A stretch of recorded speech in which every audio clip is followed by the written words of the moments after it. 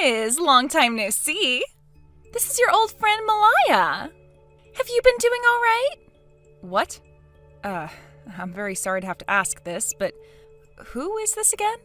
I told you, I'm Malaya. I'm really sorry, but I have no recollection of any Malaya being a friend of mine. Huh? I am your old friend, Malaya. Jeez, Liz. You and I were going to middle school together at Jefferson Middle School in the town of Bay City.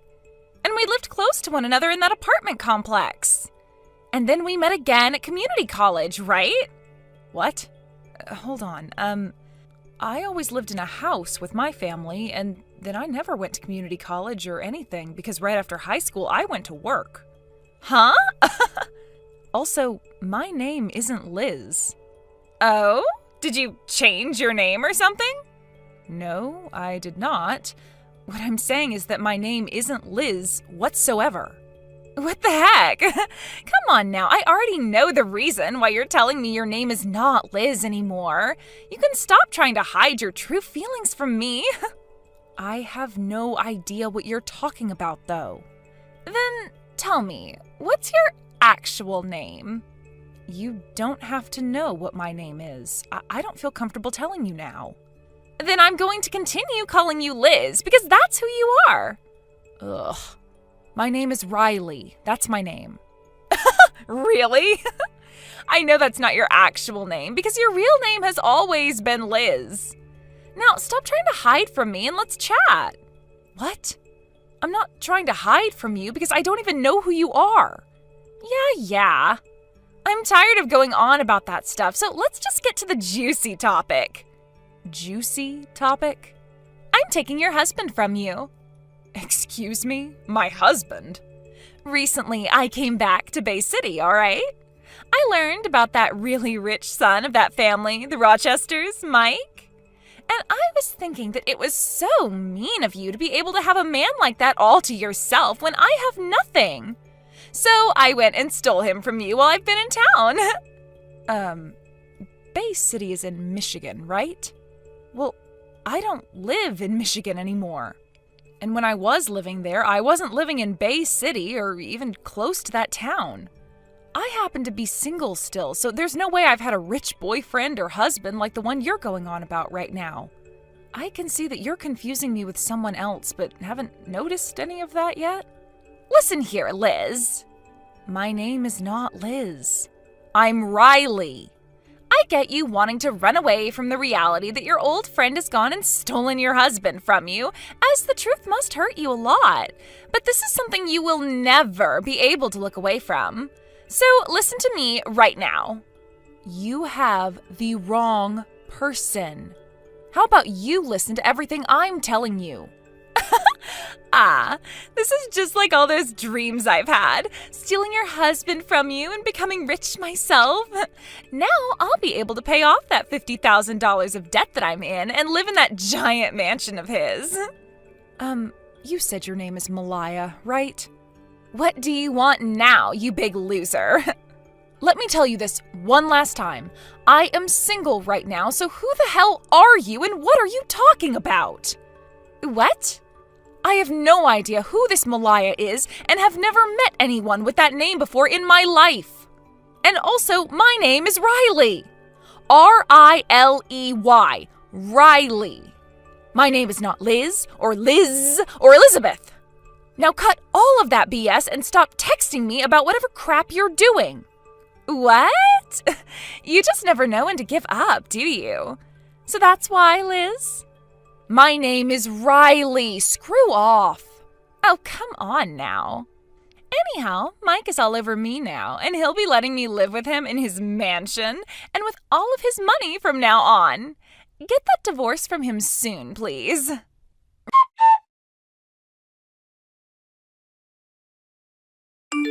Riley, it's been a while. Sorry for coming out of nowhere here. But can you let me know whether or not this is still Riley's number or if you're someone completely different? What? Anna? It's been years. And yeah, this is me, Riley. How have you been doing? I guess I've been fine. Anyway, this is still your phone number, so I don't have to do anything for you. Now, I think I've fixed and confirmed all of that crap and can finally stop looking at my phone for a bit. What are you talking about? Why did you have to check and make sure this was my number still? Oh, I'm really sorry about all of this. You know how I have that little sister of mine who's a few years younger than me? Oh, that's right. She's more than a few years younger than you, right? True, since she's in her 3rd year of middle school now. Anyway, while we were together recently, we got into a bit of a fight with one another. And, well, she went and took my phone and went through all of my contacts, changing all the names of everyone in there. Really? So in order to try fixing everything, I've been going through all my contacts and asking them who they are to make sure I have the right number to the right name again. Wow, that's gotta suck a little. But shouldn't your phone normally be locked or whatever? Yeah, well, normally people would do that, but I'm really lazy and don't want to type in some passcode all the time. So I just leave it unlocked most of the time. Wow, that's very brave of you to do something like that. But maybe now you're going to change your mind about leaving your phone unlocked, right? Yeah. So what did she end up changing my name to in your contacts? She changed yours to Liz. What? Liz? That's the name of an old friend of mine from back in community college. Wait, can I ask you something right now? What's that? Recently, have you met with anyone by the name of Malaya? What? Malaya? She had been going to the same community college as Liz and I, actually. And after we all graduated from there, she came with me to work for the same company, so I see her almost every day. So have you met with Malaya before, Riley? Not at all. Then why do you know about her? Listen, for some reason, I got some texts from that Malaya girl, and I have no clue what was going on. And after some talking back and forth, I came to learn that she was mistaking me for someone named Liz, although she didn't want to accept that fact. What? I tried many times to get her to believe that my name is Riley, but she just wouldn't, and that got me pretty peeved by the end of our conversation. Oh my gosh. This is only a possibility, but I'm thinking when your little sister went into your phone and changed all your contacts, Malaya was able to see Liz's contact info somehow, but with my number instead of hers. Do you think something like that could have happened recently? I think something like that is very possible. Yesterday there was a little party after work. She had been sitting next to me at our table, and as I got up to go to the restroom, I'm sure she had enough time to take a look at my contacts. The both of them, Liz and Malaya, are my friends from back in middle school, and I met again in college. And, well, before the end of middle school, Malaya got into a fight with Liz, and then her dad ended up having to move out of town, and so they never made up before that happened. So I'm assuming they were never able to exchange one another's contact information before she had to move away. And when they met in college again, they weren't as close to one another, so they never did anything from there. I see. So that's what's happened between Malaya and Liz. Damn, things have become a bit more complicated now, haven't they? I'm sorry about that. Up until now, I haven't really talked with Malaya much besides on our work phones about work-related things, so I'm really not sure what's been going on with her. I don't actually have her private number anymore, I think. You were all in the same college and knew one another since middle school, yet all seemed to be so distant from one another. Well, I've just never really wanted to have anything to do with her. And I think the same can be said for Liz. So I really want to know now, why does Malaya want to talk with Liz so badly? From what she was telling me, it looks as though Malaya's stolen Liz's rich husband from her. Huh? Well, I think Malaya's making a big mistake there. What? How so? I'm sorry to have to ask this of you, but can you take screenshots of all the things Malaya's said to you and send them to me, please? I want to try talking with Liz about this. Can do. Just give me a few minutes.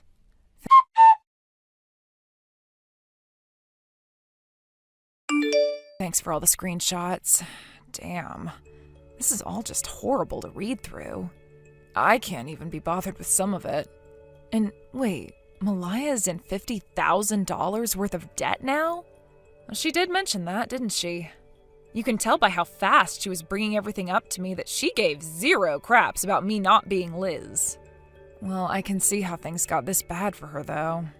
She's just your basic office lady when it comes to her work, and there's been no way she's made the kind of money needed for all those brand bags she brings into work. She also seems to hire plenty of men to do things with her. So that's where she's gotten all the money from. So Malaya's normally pretty bad? You could say that. She loves good-looking men and money and is a very selfish person. She never listens to anyone and loves to get into fights. I wonder how she was even able to find a job at that company. Seriously, though. There have also been rumors about her picking on other women due to the fact that she's beautiful, but that her beauty isn't all that natural. Is that right? Well, anyway, I'll let Liz know about this. Oh, please do, and thank you.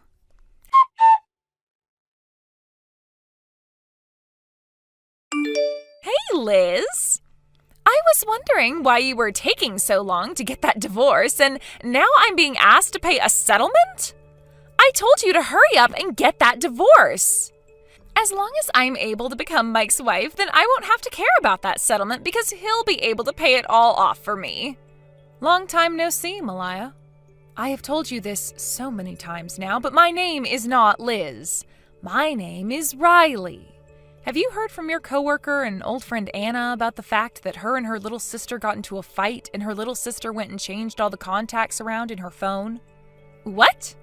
Anna? Anna was a friend of mine from high school, and we still occasionally talk with one another now. I heard from her that her little sister went and changed my name to Liz inside her contacts.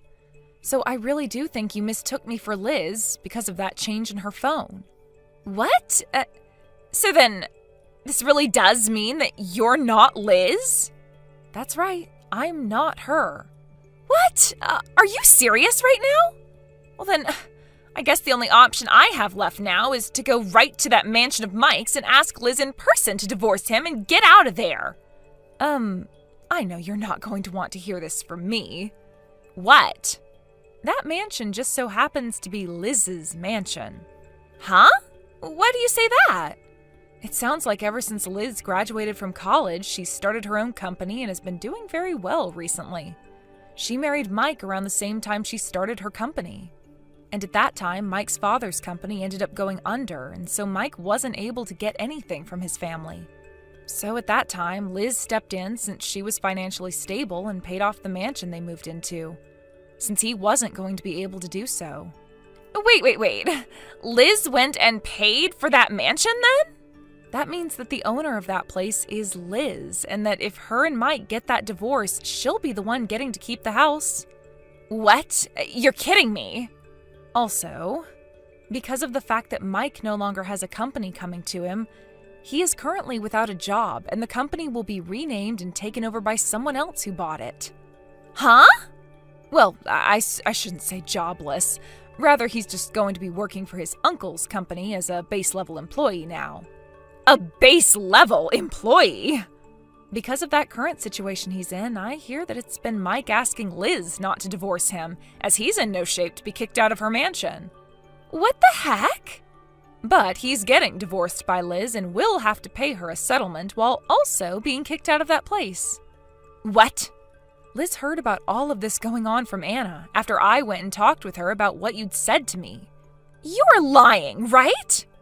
I went and stole Mike from her thinking he had all this money, and I'm in major debt right now. Now I'll have to pay a settlement, and I won't be able to live in that mansion now. Are we done here then? What am I going to do? What am I going to do? I'll be going now. What should I be doing right now?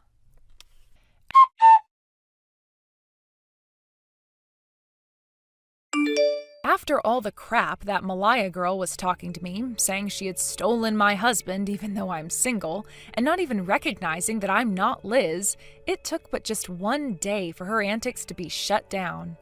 And thank God that everything ended then with her, because I wasn't going to last much longer talking to an idiot like that. As for that Malaya, her debts only grew larger, as she now had to take on a settlement from the real Liz, and that means she'd have to borrow a lot more money.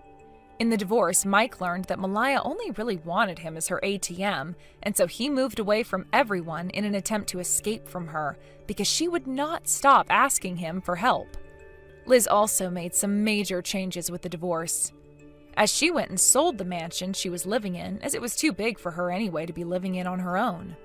She has stayed in town still, since she has her own company to manage, but she picked a smaller house closer to Anna's place where she'll live now. It sounds like her and Anna are becoming closer to one another again, since they kind of stopped talking after college as well. And I'm sure that after the tip about Malaya that Anna gave, Liz is going to be forever thankful. With not a single person around, Malaya's had no choice but to dip her hands into some pretty scary loans from very scary people. There were talks about her hanging around gang members trying to get money from them, and also loan sharks who she was trying to get some large loans from as well. Even though we aren't for sure who she got the money from, she was able to find someone willing to give her enough to pay off that settlement and the debt she had with the bank. Because after a few weeks, the settlement to Liz was all paid off, and since then, there's been no word about what's happened to Malaya, or where she even disappeared to. So let's just say she's moved on to the next step in her life, which is making that money back and paying off the scarier men she's involved with now. Hannah, when are you going to be quitting that job of yours? What's that? Hello, Sandy. Why are you asking me when I'll quit my job? I'm sure you're just working that job so that you have enough money to spend all you want on fancy things, right? Not really. I'm just working because I want to save money for the future, and I also happen to really like the kind of work I do. But it's not okay for a woman like you to be working, so quit that job at once. It's not okay for a woman like me? Right now is the best time for my husband and I to both be working at the same time. I'm not saying that I don't want to become a housewife at some point, but Robin and I both talked about this before we got married, and we decided it would be best that we both work full-time jobs so that we have enough money for the future. That's why at this point in time, it's not an option for me to be quitting my job. Hannah, listen to me. The way you're speaking to me right there is really showing me how self-centered you really are deep down. Self-centered? Do you have a problem with the money your husband is making, and that's why you're choosing to work still? I never said I had any issues with his income. Well, then please quit that job. Quit that job right now and become his housewife. I cannot do that right now. If you go against my word here, you are making yourself look worse and worse. So you're telling me the only way to look good as Robin's wife is to become a housewife? That's right. Now stop asking me questions to the obvious. By the way, have you talked with Robin himself about how you view me working this job? I don't have to go and talk with him about it because he already knows. That young man came from a house where his mother was a housewife and took care of the home, so he knows exactly what I want out of his wife, and he expects you to become that way. Right now, he should be thinking about all the things he could be having you do for him as his housewife. I'm sure of that. You think so? Well, no matter what else you have to say to me, I'm going to have a word with Robin before making any decisions. Please allow me some time to talk with him. Hannah? I just finished up work and I'm on the bus home. I hope you had a good day today, Robin. Hey, listen, did you really have a conversation with my mom today about quitting your job? What? When I had a look at my phone after work, I saw that my mom had texted me saying that she spoke to you about it. Wait. We did talk about it, but it was a one-sided conversation with her just telling me over and over to quit my job. I was trying to get her to understand that you and I both agreed to work, but she just wouldn't have it. So in the end, I said to her that I'd have to speak with you before making any final decisions. What the heck? So that's what happened there. She was making it seem as though you were going to quit your job and there was no changing your mind about it. And that led me to wondering about what had happened that made you change your mind about everything so suddenly. Sorry if this got you all worked up in any way. I had started to talk with your mom while I was on break at work, but I couldn't speak with her for very long because it was towards the end of my break.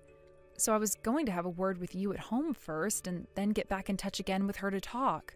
But why did my mom end up sending me this text making it sound as though you're going to quit? Because your mom seems to think that you want the same thing as her, that being me quitting my job and becoming your housewife. What? When she said that to me, I told her that I'd have to talk with you first before deciding what to do next. She must be expecting you to think the same thing as her and say no to me working a job any longer, and that's why she made it seem as though I already was going to quit. Understand? Yeah, I understand. But I can't believe this.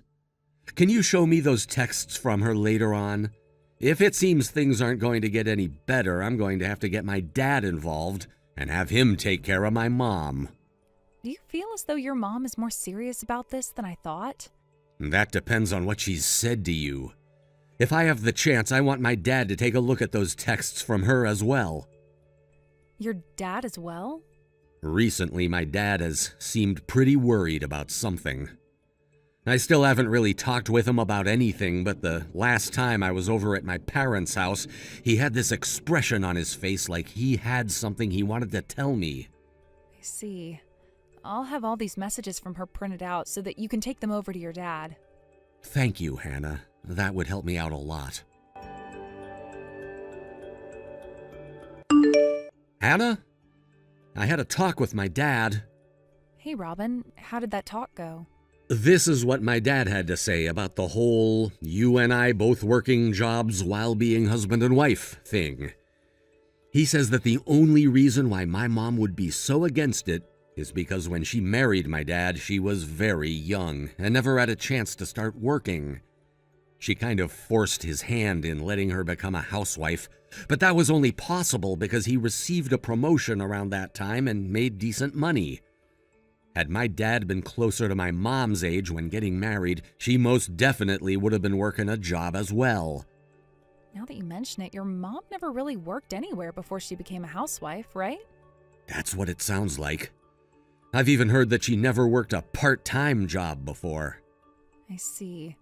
I have something to say, by the way. I'm not saying I want to quit my job or anything, but I've thought of something. And that is? It's about how I work from here on out. Ah, you're bringing back up what you and I talked about a while back. So you remember that then? Well, of course I do. I think what you have in mind is totally fine. Things have only become more stable since then, and since that's something you've always had on your mind, I think this is the perfect time for it. Thank you, Robin. Anyway, my dad thinks Mom is very serious about having you quit your job and become a housewife. When I get home later, we can talk more about that in detail. I'll make sure to be home when you get home from work. All right, sounds good. Hannah, have you still not quit your job yet? What? This is about what we had talked about 2 weeks ago. Didn't you say you were going to talk with Robin about it? He thinks the exact same thing as I do on this subject, and that means he should have told you that if you don't quit your job soon, he's going to divorce you. You really think so? Well, I wouldn't want to be divorced, so I'm going to go ahead and quit my company job. Good, good, good. Oh, thank you for going ahead and doing that. And from now on, don't you ever go against my word again. But consider this the end of your monthly allowance from us. What? What are you talking about? What allowance? Mom, allow me to explain this monthly allowance that had just been brought up to you. Robin, tell me right now what Hannah was talking about. A little while ago, I was talking with Dad when he told me that things were not going too well at your guys' house, and he asked for our help. So, myself and Hannah decided that starting this month, we'd be sending him $700 a month in order to help out with your guys' financial situation there. I never heard about any of that. Dad told me he talked with you about it, but you kept dozing off and acting like he wasn't being serious. But why? Why would he need... Because you and all your terrible spending habits have been destroying all the money Dad has worked tirelessly to save up. What? Dad had said that his package from the company he'd been with was pretty large, and that he also would be getting retirement funds every year thereafter. And yes, I understand that he was making a decent living in that company, And at the time he was working, he could afford to deal with your spending. But now that he's retired, there isn't that constant flow of money anymore, and all he has are his savings and his retirement. Yet you never listened to him when he spoke to you about cutting back on spending all his money, and now things have gotten worse. Dad had come to us with great shame because he felt embarrassed to be asking his son and his son's wife for financial help. But he should still have a lot of other money in his retirement funds. And that was all money he wanted to keep around until you guys both became really old and needed the money for medical bills and such. But ever since he retired from his job, he's watched as that money slowly started to drain away at your hands. What? Dad had showed me all of his accounts and the transaction history for all of them. And from what I could tell, the credit card transactions were quite frequent and taking more out of his accounts than he had. When you think about the kind of money one would want as they're in the later stages of their life, what remains in there is too small of an amount. Oh, there's no way. To be honest, I think Dad has been too kind to you. If he'd really wanted to stop you from spending all that money, he could have shut off all your credit cards or asked the bank to change his PIN number. There were plenty of things he could have done to stop you, but he didn't do anything and had to come out to his son and son's wife to ask for help. That's why I went ahead and told him. I went ahead and told him that he needed to get a grip on his wife because there should be no reason you're telling my wife not to work a job when it's her job that's giving you guys money.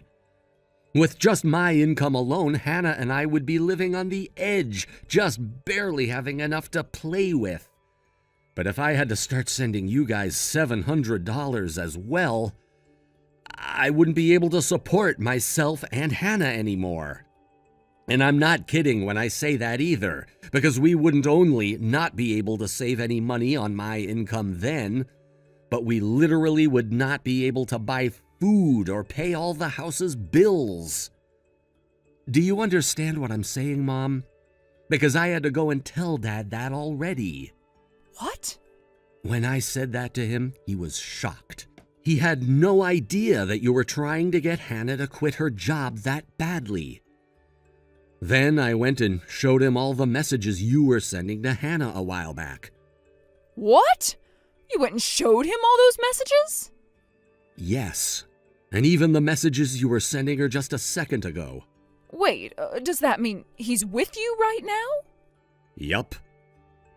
And now that he's seen so much of what you've done, he's finally come around to understanding just how badly he's spoiled you. And that's why he's telling me right now that we don't have to send an allowance after all. What? Therefore, if you don't stop those bad spending habits of yours, there will be hell to pay. And Dad most definitely will not be helping you there. Hell to pay? You should understand more than anyone what I mean by that. All I have left to say is that you'd better start thinking about a way to stop those bad habits of yours, or else... My bad habits? That's right. I don't want you whining to Hannah or myself later about her not leaving her job like you'd been asking. So I'll let you know this now. Hannah really has gone and quit her company job. What? But that doesn't mean she'll be coming home to be my housewife. Hannah had been trying to run her own side hustle for a while now, but wasn't making a whole lot of money off it, and so she had to keep with her company job. But since it's been a while now and she's saved up a lot of money from her company job, she can now leave that job and work full-time doing the side hustle. She had a side hustle? How much is she making now? Ever since she started to go big with that side hustle, she's been making more than me. What was that? She's making more than her own husband. Are you aware now why her and I decided that we'd both continue to work even after getting married? Are you really okay with her making more than you? Do you know what others will start to say about you when they hear that you have to have your wife working as well and making more than you to live? I'm not sure where you've been getting your news from, Mom, but in this day and age, it's normal for married couples to both be working. I think you should be ridiculed more than anything else for saying something like that. But... Dad is getting ready to head back home now. You'd better be all ears for what he has to say. Robin! Your father's gone and divorced me! Right. I heard about that already. He yelled at you saying he'd had enough, right? And I thought you had finally learned your lesson a couple of days ago. You bought 3 neckties online, each costing $1,000? Yeah, that's right. I was told to fix my bad spending habits, right? So I thought about them for a bit, and that's when I thought to myself, what you all meant is for me to spend a little bit more on your father from now on. So I was thinking something useful, like a necktie. Something useful like a necktie? Aren't you aware that Dad is retired now and won't really be using things like neckties anymore? Jesus Christ, Mom. That wasn't even what Dad and I meant when we told you to rethink your spending habits. What? That wasn't what you both meant? I have no idea what to do with you anymore. Then what did you both mean? Dad wanted you to think of all that by yourself with the hopes you'd figure it out. So I'm not going to give you the answer. Robin! The divorce has already happened, right? Well then, this is the perfect time for us to cut ties as well. Why would you want that? Because I want to protect my wife. Why do you think I'd be of any danger to her? There have already been plenty of reasons as to why, so stop asking. What are you talking about, Robin? Just think about it. Anyway, goodbye forever. Robin! My father-in-law took all the credit cards he had given Sandy away from her and was going to watch and see if that helped with her poor spending habits. However, just 2 days after doing so, 3 neckties arrived in the mail that she had ordered online with his saved credit card information. She had all of those credit cards saved to her phone and on all of those online stores and could access them at any time. Realizing that there was really no helping the woman, he went and had her sign the divorce papers before taking them to the courthouse all in the same day. He made sure to contact a moving company to get all of his things from the house and is now living with Robin and I at our place. He told us that he'd have the house sold soon and would use that money, along with whatever he had left in his savings, to move someplace else. But neither Robin or I want him living on his own, so we've told him to sell the house and use the money on things he wants while staying with us. And by the way, when I say that he came to live in our house, he did so without ever telling Sandy anything about what he was doing or where he was going. And so when Sandy tried to go and find him, she was not able to find her answer of where he had moved to. We all still feared that at some point she'd learn his whereabouts, and so we called Sandy's little brother, told him about what all had happened, and the next day he was at her house taking her away to go work for his company. Right now we've been told that she's working a 9 to 5 at her little brother's call center and living at home with him and his wife while crying and whining all the time. She is planning on moving out of there soon, and when that happens, I think even her brother will cut ties to her, putting an end to her reign of terror within our families. Thank you for watching and listening. We hope you enjoyed the video. Don't forget to like this video and subscribe. Also, feel free to leave a comment about what you thought of the story. We look forward to seeing you at the next story. Anthony? Hey, are you really not feeling like leaving that condo anytime soon? What? You're going on about that again, Sienna? Sienna, when are you going to finally understand my current situation instead of always acting like everything I say and do is a lie? I'm starting to lose faith in all these explanations I keep giving you about myself. As you should, because there's no point in lying to me all the time about what you're currently doing. I won't begin to understand you until you begin to tell me the truth. So, Anthony, why are you not able to ever understand any of the things I explained to you? That condo, the one you currently live in as well, is the condo that your older brother, who is making $1 million a year, who is also my husband, bought for us. In other words, I'm the only one with the right to live there besides him. Are you not embarrassed to be sitting around in our house all the time like a parasite? Then you're saying my mom also does not have the right to live there, even though her husband just passed away not too long ago and she's lonely right now? As for your mom, well, she's currently working, and as long as she's putting money into the house, I don't mind having her live with us. But you went and quit your job out of nowhere, and the moment your brother said it was fine for you to move in with us, you had all your things shoved through our front door and started staying with us. And ever since that day, you haven't even tried to look for a new job, instead sitting around all day in that room my husband gave you, doing nothing at all with your life. You're not working either, Sienna. There's no reason for me to be working right now. Don't relate a housewife like myself to whatever sad mess you are. Also, it's natural for the husband's wife to be living in the same place as him, right? You're in no place to tell me I can't live here just because I'm not working now. And that's why I've told you plenty of times before. I left that job I had before so that I could help my brother with his job, as well as get the required certifications that I need to go and work with him full time. And this whole building happens to be a part of the company. Therefore, I'm allowed to live here just like any other employee who works there. There's a place for everyone in my brother's family here, which means you don't have to act like I'm taking up this whole condo, when it was made specifically for all of us to be here. Now let me ask, why haven't you come and moved in yet? Because I am waiting for you to get out of there before bringing all my stuff. What? Why? Listen, Anthony, I'm saying all of this for your own good. That condo is my wealthy husband's place to make his home, and with his mother willing to work a job and help pay the bills, she's allowed a spot there. But the fact that you just climbed on in and haven't left that place since to work or go out and study, that's what makes you the definition of a parasite. Do you even know the definition of a parasite? If you don't want to be called such a nasty thing anymore, go out and find a job and then get out of our condo. Until you are officially moved out of there, I am not going to stop pestering you about it. Colt, do you have a second to talk? Oh, hey, Anthony, what do you want to talk about? Is this about studying for that exam you have coming up? Actually, that's all been going pretty well for me. I've been making sure to study for at least 4 hours a day. However, I want to talk to you about your wife right now. I don't think I can stand her for much longer, Colt. Was she saying even more things to you? These days, she's texting me around 1 to 2 times telling me to get out of your condo.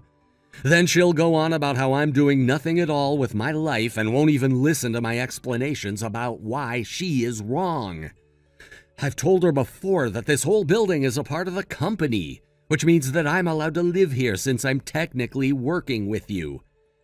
Yet she won't even listen to that. I see.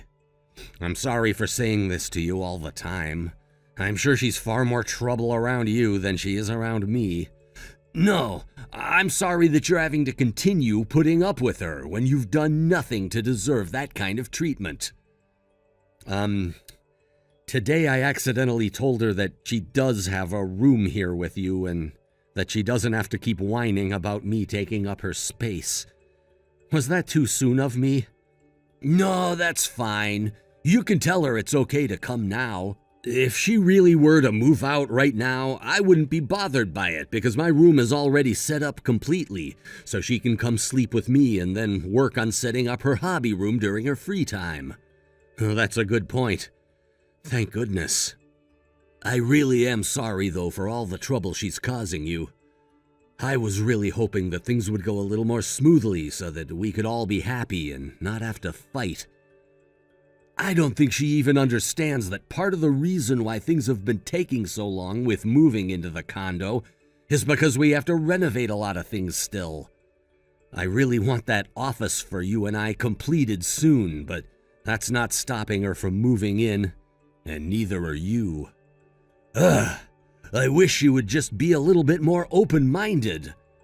This whole building still has a lot of work that needs to be done, so I really need to get back to focusing on that completely. Having to run a company like that really must be a stressful job, huh? Kind of is. Well, things should be calming down here soon, right? That's right. I can already see the end of this long and tiresome tunnel. You also know that things are coming to a close here soon then, which means we'll both have to act soon. Let's both do our best when the time comes to finish things off. All right. Thank you for being by my side here, Anthony. Anthony, tomorrow I'll be moving into that condo. What? Oh, now that I think about it, your lease on that apartment is pretty much over with now. That's right. Honestly, the fact that I have to move into that condo now, knowing that you have still not moved out of there like I've asked so many times, pisses me off. Not only do I have to move in now because my lease is ended, but I have to do so with you still acting all comfortable there. By the way, tomorrow my brother has the day off work, right? Well, it is the day that I'll be moving into his condo. It also seems that he's taking care of a lot of the trouble within his company now. So now I'll have a chance to talk with him in person about hiring an exterminator to deal with the parasite that's still living within his home.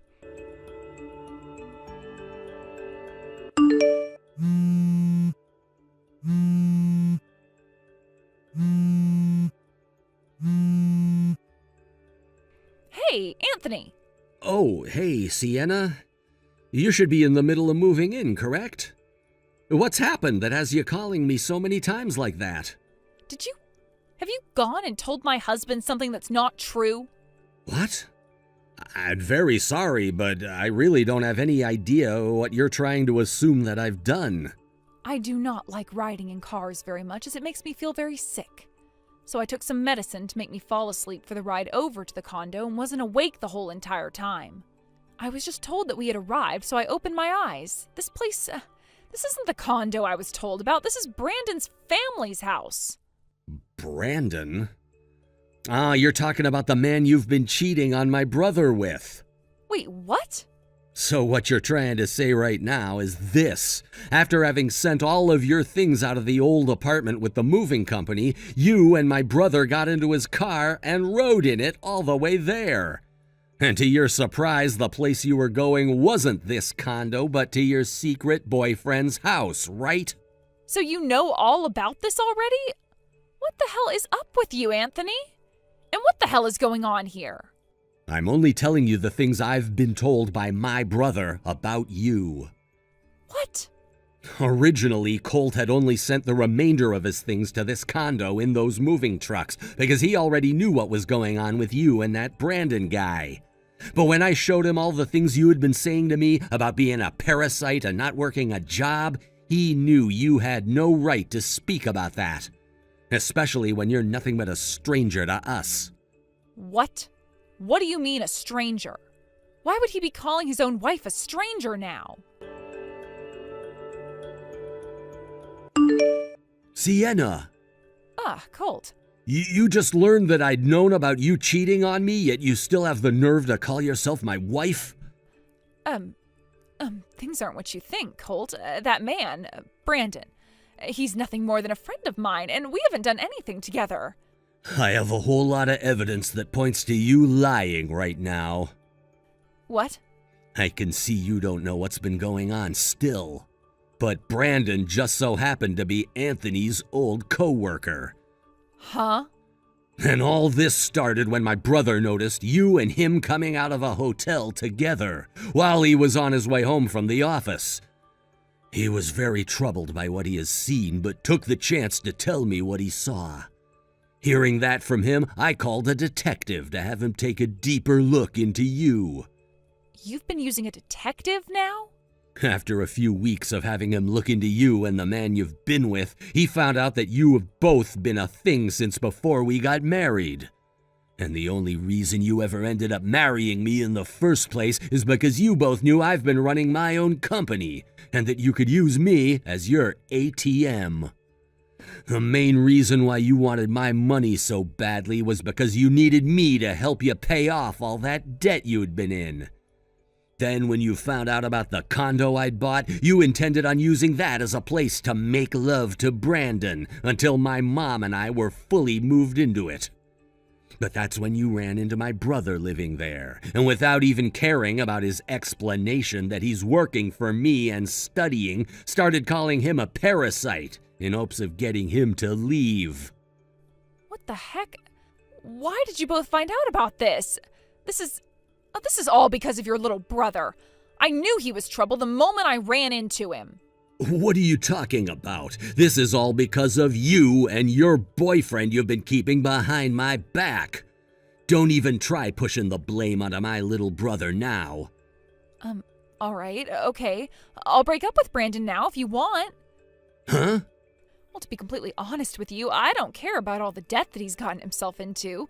I already had my debts paid off, so I don't need to listen to what he says anymore. He was the one that got me all wrapped up in this in the first place. Now that I've started to see the full situation, I know that you're the only man that makes me happy, and that's why I married you. Please, believe me. Would someone that really married me because they're happy with me continue going to hotels with that man after our wedding? I told you I have all the evidence. No matter what you have to say to me now, our divorce is set in stone. And what I mean by that is we're already divorced. Huh? A little while back, you stayed out way too late. And when I said I wanted you home earlier, you came home and gave me divorce paperwork that you had already filled out. You then went and threatened me by saying you could divorce me whenever you wanted to. What? No way. You used that divorce paperwork? I did. And I handed them into the courthouse completely filled out just the other day, which means that you and I are nothing more than strangers now. This has to be a lie, right? Now, here's the thing. Just because we're divorced now doesn't wash away your sins of cheating on me that whole time we'd been married. And so I'll be getting a settlement from both you and Brandon. A settlement? And if you'd like to know where all of your things were sent to, they're at Brandon's family house already. That was all a choice made by your parents, by the way. What? This is what your dad wanted me to tell you, so I'll let you hear this now. If you wanted to be with Brandon so bad, then here is your chance to do just that. Please have your marriage form handed into the courthouse in the next 100 days, or else you're coming home to us. Huh? He then went on to say, you will be working with that man for the rest of your life in order to pay off his $200,000 worth of debt for letting his company fail. What is he saying? If you do marry him in the next 100 days, then your mother and I will be cutting ties to you. And if you don't, you'll be coming home and receiving the worst punishment anyone will have ever received. What? It sounds to me like your dad'll be paying off your settlement and Brandon's settlement to me. But then you both will have to be indebted to him for the rest of your lives. Wait. This is all completely screwed up, right? Well, then you can go have a discussion with your parents as to why you think they're being too harsh. I just ask that you pay off that settlement through your dad as quickly as possible. Other than talks about the money, I don't want to hear any more from you. You were the one that got yourself into that situation, so please, don't get me involved in it anymore. How am I supposed to go and talk to them when they want me either dead or married to a man with tons of debt? That's not my problem. Colt! Goodbye forever now. I don't want to be in debt again. After all of that, I got a text from Sienna telling me to do something about my brother, but I chose to block her number immediately after getting that text. My brother later told me that right after he said goodbye to Sienna, she tried to run back to her parents' house asking for forgiveness, but they kicked her out saying that she had to get married to Brandon. And so, with nowhere left to run, and 100 days to get that marriage taken care of, she did just that and moved in with Brandon and his family. Little did she know the extent of Brandon's debt was much worse than she had thought, and it included his whole family after their company fell apart. Her parents were happy to hear she was getting married to him, because they needed her to start working for them right away. And it wasn't long before the news got out that she and Brandon were officially married. As of right now, it doesn't matter whether it's morning, evening, or night, Sienna is working her butt off for that family and not able to escape from them. And most recently, her mother-in-law has really started to squeeze her grip tightly on Sienna, leaving her looking like she's in a worse state every day. With there being nowhere else for Sienna to even think about running now, her mind and her heart have officially been broken, with her becoming a part of that family for the rest of time. As for my brother Colt, he fully moved into his new condo with me, and having had all the renovations completed, it was time for him to start moving more and more of his newer employees into the building. I was also able to pass my exam first try and will now be working alongside him full-time, based in our new office located in the condo itself.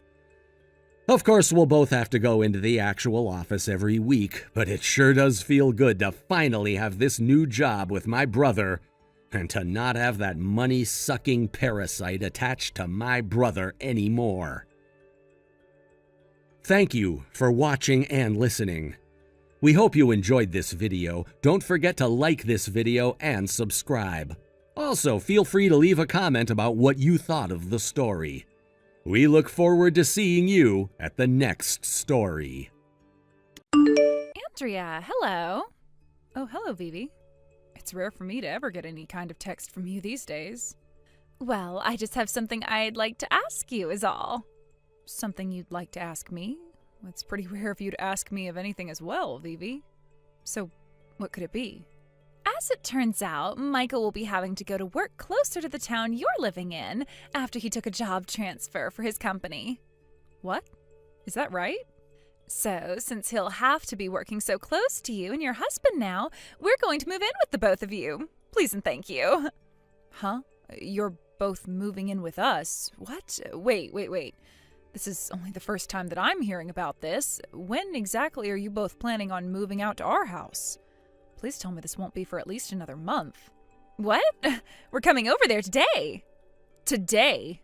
The moving truck won't be getting there until tomorrow, but both Michael and I will be there in another 2 hours. Oh, and I'll be bringing along 4 of your grandchildren as well. Wait a second, please. You can't be serious about all of that, right? And you already expect to be arriving at my house in another 2 hours to begin living here? I have had no time at all to get things ready for you two, so please give me more time. But we got permission from your husband to move in today. What? My husband said that this was all okay? Just 2 days ago, we called him asking if it'd be all right for both of us to move in with you guys. And his answer was, yeah, all right. That was his approval. 2 days ago? Even 2 days ago is way too soon for you guys to be telling us that you're moving in today. Well, whether you think this is too quick of us or not, we've already started paying for our room there. You left Michael's room intact, right? Yeah. Well, it still has all his old things in it. Well then, for tonight we're both going to be staying in that old room of his.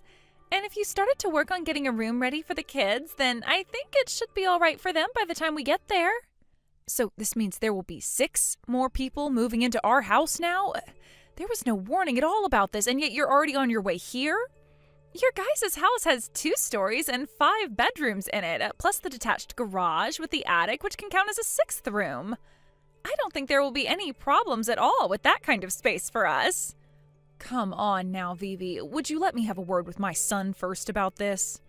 I can give him a call right now to see what's going on here. He's driving us to your place right now, so he can't pick up his phone. Then would you please let me call you and put me on speaker so that he can hear me? Nope. Now, in the next 2 hours, we'll be at your place and under your care then. Thank you, Andrea. Excuse me, Vivi, what are all these cats doing here? There are 4 or 5 of them now? I can't tell because they all keep running around the place. What were you thinking opening up that cage the moment you opened the door to my house? What? I thought I already told you about them just a second ago. We brought along our 4 children and my 5 cats. So please take good care of all of us. I heard about you bringing the kids and everything, but you never said anything to me about 5 cats. But Andrea, you guys already have a cat living here, right? It's that munchkin cat named May, right? I'm sure your cat will be happy to have all these new friends in the house. My cat has never ever lived in the same place as other cats, so I don't think she'll like all your cats here one bit. Having 5 new cats running all over her house now is going to put her into a panic, which is not good for a cat. Now that I think about it, where is May at? My kids all want to go and find her so they can pet her. She's in my room right now hiding so that she doesn't have to see any of you guys. Hiding in your room? The last time you guys all came over to my house, your kids and you all started to chase after May while she was freaking out. She almost had a heart attack. We were all just wanting to play with her then. You have 5 cats of your own, and you couldn't tell that May wanted nothing to do with any of you and was trying to hide? Andrea, you are exaggerating now. Well, I guess this just means that you know a lot more about cats than I do, which means all 5 of my babies will be in very good hands with you taking care of them. So, Andrea, since Michael, myself, and our 4 kids all came over here to give you the luxury of living with us, you'll have to watch over my 5 cats and take care of all our chores for us, please. Huh? I can see that you have that cat tower for May in the living room, but that's not going to be enough for 5 more cats, so there'll need to be another one at least, right? You hold it right there, Vivi. I'll leave picking out a second cat tower to you, so please get everything in order for my cats. I haven't even had a chance to fully voice my opinion. But I told you before that your husband said it was fine for all of us to be here, right? He even told me that you'd be willing to take all my cats as well and care for them, so it was all right to bring them. Huh? Actually, where is your husband right now, Andrea? He's on a business trip. Oh, he is? Jesus Christ, that man has really gone and done it now. Andrea, could you please get my cats some food to eat and hurry up with all of our breakfasts? Michael and all the kids will be leaving soon, so you need to get to work on breakfast now or they won't be able to eat anything. Excuse me? I already told you all that you can have whatever food you'd like that we have and that you can use anything in the kitchen that you need. So please make yourselves some breakfast to eat. I've already taken care of feeding May and myself this morning, so everything is up to you now. Huh? You are a mother, and that's how you're going to act now? We already made a promise, even stating that you would be taking care of my cats and all the chores in this house, right? We only just started living together with you here, so would you please get your act together? Wait, is this you trying to mess with me or something now? I never once said that I was all right with this decision. But the owner of this house and its breadwinner said that it was fine for all of us to move in here with you guys. Hey, I think that you are gravely mistaken about something here, Vivi. This house happens to belong to me. What? I understand that my husband has the problem of thinking he's the one running the show over there with his pretty meaningless job and everything, but I am the one making 5 times the amount he is per year and the one with my name on this house. What? But Andrea, you're nothing more than a part-timer. No, I am not. Right now I'm working as the executive director for a decently sized cosmetics company. An executive director? I am in my room right now with May trying to get her to relax and not be as worried by all that noise downstairs. And I made sure to bring my laptop up here in order to get some work done from home today. However, I have no clue what my husband or Michael has been telling you. But it does not change the fact that the owner and breadwinner of this house is not okay with you all being here. That is my answer to your question of if it was all right for you guys to move in with us. What the heck? Andrea, we've decided that we won't be leaving this house after all. What? You heard about how your husband came home from his business trip today, right? And since you're not coming out of the garage attic at all to come and see us, we talked with your husband and he decided that we will all be living in the house together while you stay out there. And then, after talking with him a little bit more just now, we decided it would be best if he became the owner of this house now. Excuse me? He was telling all of us to tell you that if you don't give him the house, he's going to divorce you. We all don't care that this house is all yours and that you're making the money. There are a bunch more of us than there is you, which means you've already lost to the whole family. Understood? So that's how you all want to play this game? Well, if that's the way things are going to be, then so be it. I'm going back to my family house. What? Your family house? I'm sure you've all been told at least once by me that my parents' house is in the next town over. Right now, my 89-year-old father is living together with my younger brother and his wife. And my father happens to still be doing so well that he works twice a week at his age. I plan to go back there now with my little baby, where I know my brother and his wife will be happy to care for her instead of traumatize her. And until you all are out of my house, I think that my family will be happy to let me stay there and take care of me. Wait, you can go ahead and leave this place all you want, but that's not going to make any one of us want to leave here, right? And actually, if you go ahead and do something like that, your husband is going to divorce you. And about that divorce, I have the paperwork for it right here with me. Huh? And I'm sure you didn't know this, but Michael should be aware. 2 years ago, when you first started to come over to my house with Michael, I could tell that there was something severely wrong with your head, and the way you would treat Michael and I worried me a lot. But Michael is too weak of a man to do anything about your attitude, and my husband is too much of an idiot to realize what you do to this family. So I told Michael what I'd be doing in order to open his eyes a little. Wait, what? I'll tell you more of the details later. Goodbye now.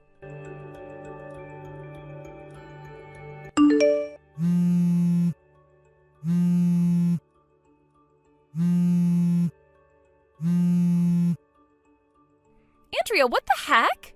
What's happening? Why is this happening? I'm assuming that the documents relating to what will all happen next have arrived there? That's right. Just a couple of days ago, Michael left me at this house after he gave me his divorce papers, and I was wondering what the hell had happened to him. But now I know he found out about what I'd been doing. By the way, it was all too easy to see what you were doing behind his back. Every single time my husband would be around you, he would always want to talk with you and at times even flirt with you. And you would reciprocate to his advances, always flirting back with him, but with even more vigor than he was. I started to notice things had been going on around 5 months ago, but when I looked into you both, this whole relationship has been going on for 2 years now.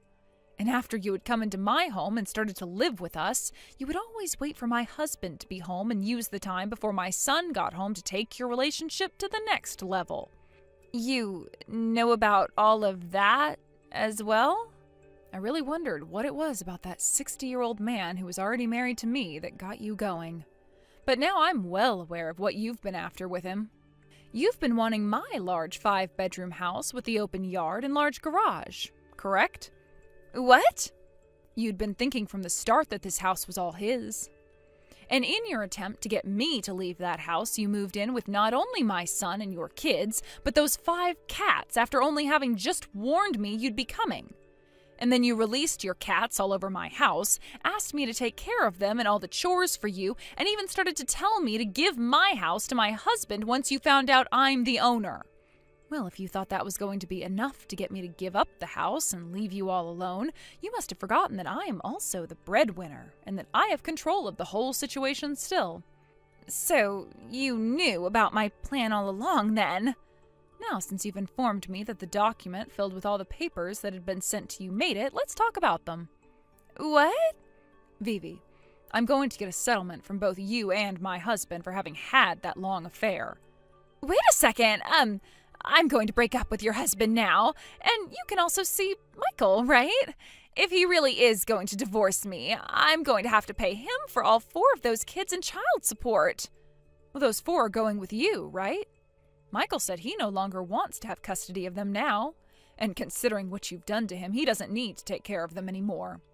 In other words, that means you'll be keeping your kids, and he will not be paying child support to you. No way! Now, if you have anything else you'd like to say to me, you may talk with my lawyer about it, and he will tell me. And as for Michael, he's with his lawyer now, talking about how much he'll be able to get from you and his father in this divorce. What? No, Andrea, I've already lost all ties to my family. I'm just a housewife right now, so there's no money in my accounts that anyone can have. That's totally right. Well, luckily, Michael will be taking all 5 of your cats in the divorce, so you won't have to worry about feeding any of them. I wasn't worried about the dang cats. Help me, please, Andrea. Bye-bye now. Andrea! Had Michael's wife kept her mouth shut and never did anything with my husband in order to get the house from me, she probably could have once we'd passed away and given it to them. But because she didn't have the patience to sit around and wait her turn, things ended up going against her plans.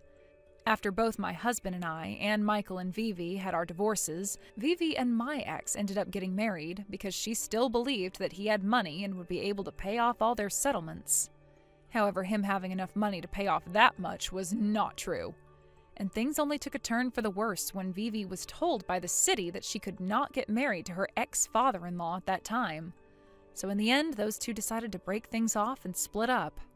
My ex-husband ended up getting a demotion and a pay decrease after his manager and the company found out about what had happened with Vivi and I. And as for Vivi, she had to pay off both settlements by herself, and that put her into some major debt with the banks.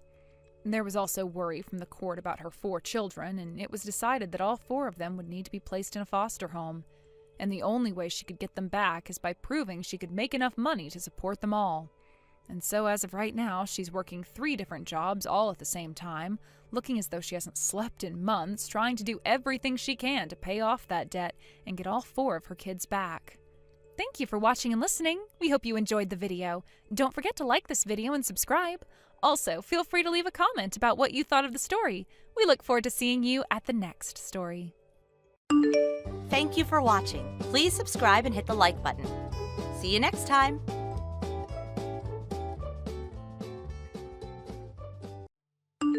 Hey, Kennedy. What's up? Are you having fun on your trip? Yeah, of course. I'm really enjoying it. Just today I've gotten to visit so many places and everything's been amazing. I've never traveled like this before, so it's a whole new experience. You left pretty early this morning, didn't you? Have you made it to your hotel? Yeah, I'm already here. Why? What's going on? Oh, I just wanted to chat with you for a bit. I had something on my mind. Sure, what's it about? Well, this is kind of a side note, but I was really surprised when you suddenly decided to go on a trip all by yourself. I mean, you said you were going to Seattle, right? That's pretty far. I was shocked that you were able to get all the way there. And I bet it cost quite a bit, didn't it? Yeah, it wasn't exactly cheap, but, I've been planning to travel more in the future, so this trip is kind of like the beginning. I've been saving up little by little for a while now. Finally, after all this time, I got to take my first big trip. Wow, I didn't realize you'd been saving up for so long. I honestly had no idea. Well, I invited a few friends to come along too, but they all turned me down. Even though I offered to pay for them, they said they'd only go once they could afford it on their own. So you're saying you've got some extra money, huh? That's pretty impressive. Hey, Jan. Yeah? So, what's the real reason you wanted to talk to me? Ah, right. I guess I can get to the point now, Kennedy. What? Do you happen to know anything about my credit card? Huh? What are you talking about? No, I don't know anything about it. Why are you asking me? Well, I only realized it was missing this morning, right after you left. The night before last, I was going through my cards, and I definitely had it then. And yesterday, I forgot to bring my card holder home with me, so I left it at the house. I thought maybe you might have noticed it or seen something since you were here the whole time. I even tried calling you earlier today, but I guess you didn't get the message. Oh, right. Well, now that you mention it. I'm sorry. I didn't even think about it. I've been so caught up in sightseeing that I didn't pay attention to anything else. Yeah, I get it. But just to make sure, you don't know anything about it, right? No, don't. Sorry. I didn't mean to be any help. Well, I guess that means you don't know anything about it. It's fine. I'll figure it out. Wait, what's wrong? Are you okay? You seem upset. Honestly, I am not okay. If you didn't know anything about it, I'm wondering if I should report it to the police. I mean, if someone's using my card, it's better to act fast, right? What? The police? Why would you call the police? Well, that's the usual thing to do when your credit card is missing. You have to report it right away to prevent any fraudulent charges. Oh, I don't know. Does it really need to be that serious? Kennedy, I'm not sure you understand the gravity of losing a credit card. Since you don't have one, maybe you just don't realize how important it is. Is it really that big of a deal? You don't even get it, do you? Are you making fun of me? No, I'm not trying to mock you. I'm just trying to explain that losing a credit card isn't something to take lightly. Wait, I get it now. Since the card can be used to buy all sorts of things, you're worried that someone might pick it up and use it, right? You're just panicked because you don't want someone else to spend money with your card. Exactly, and you should understand why I'm worried.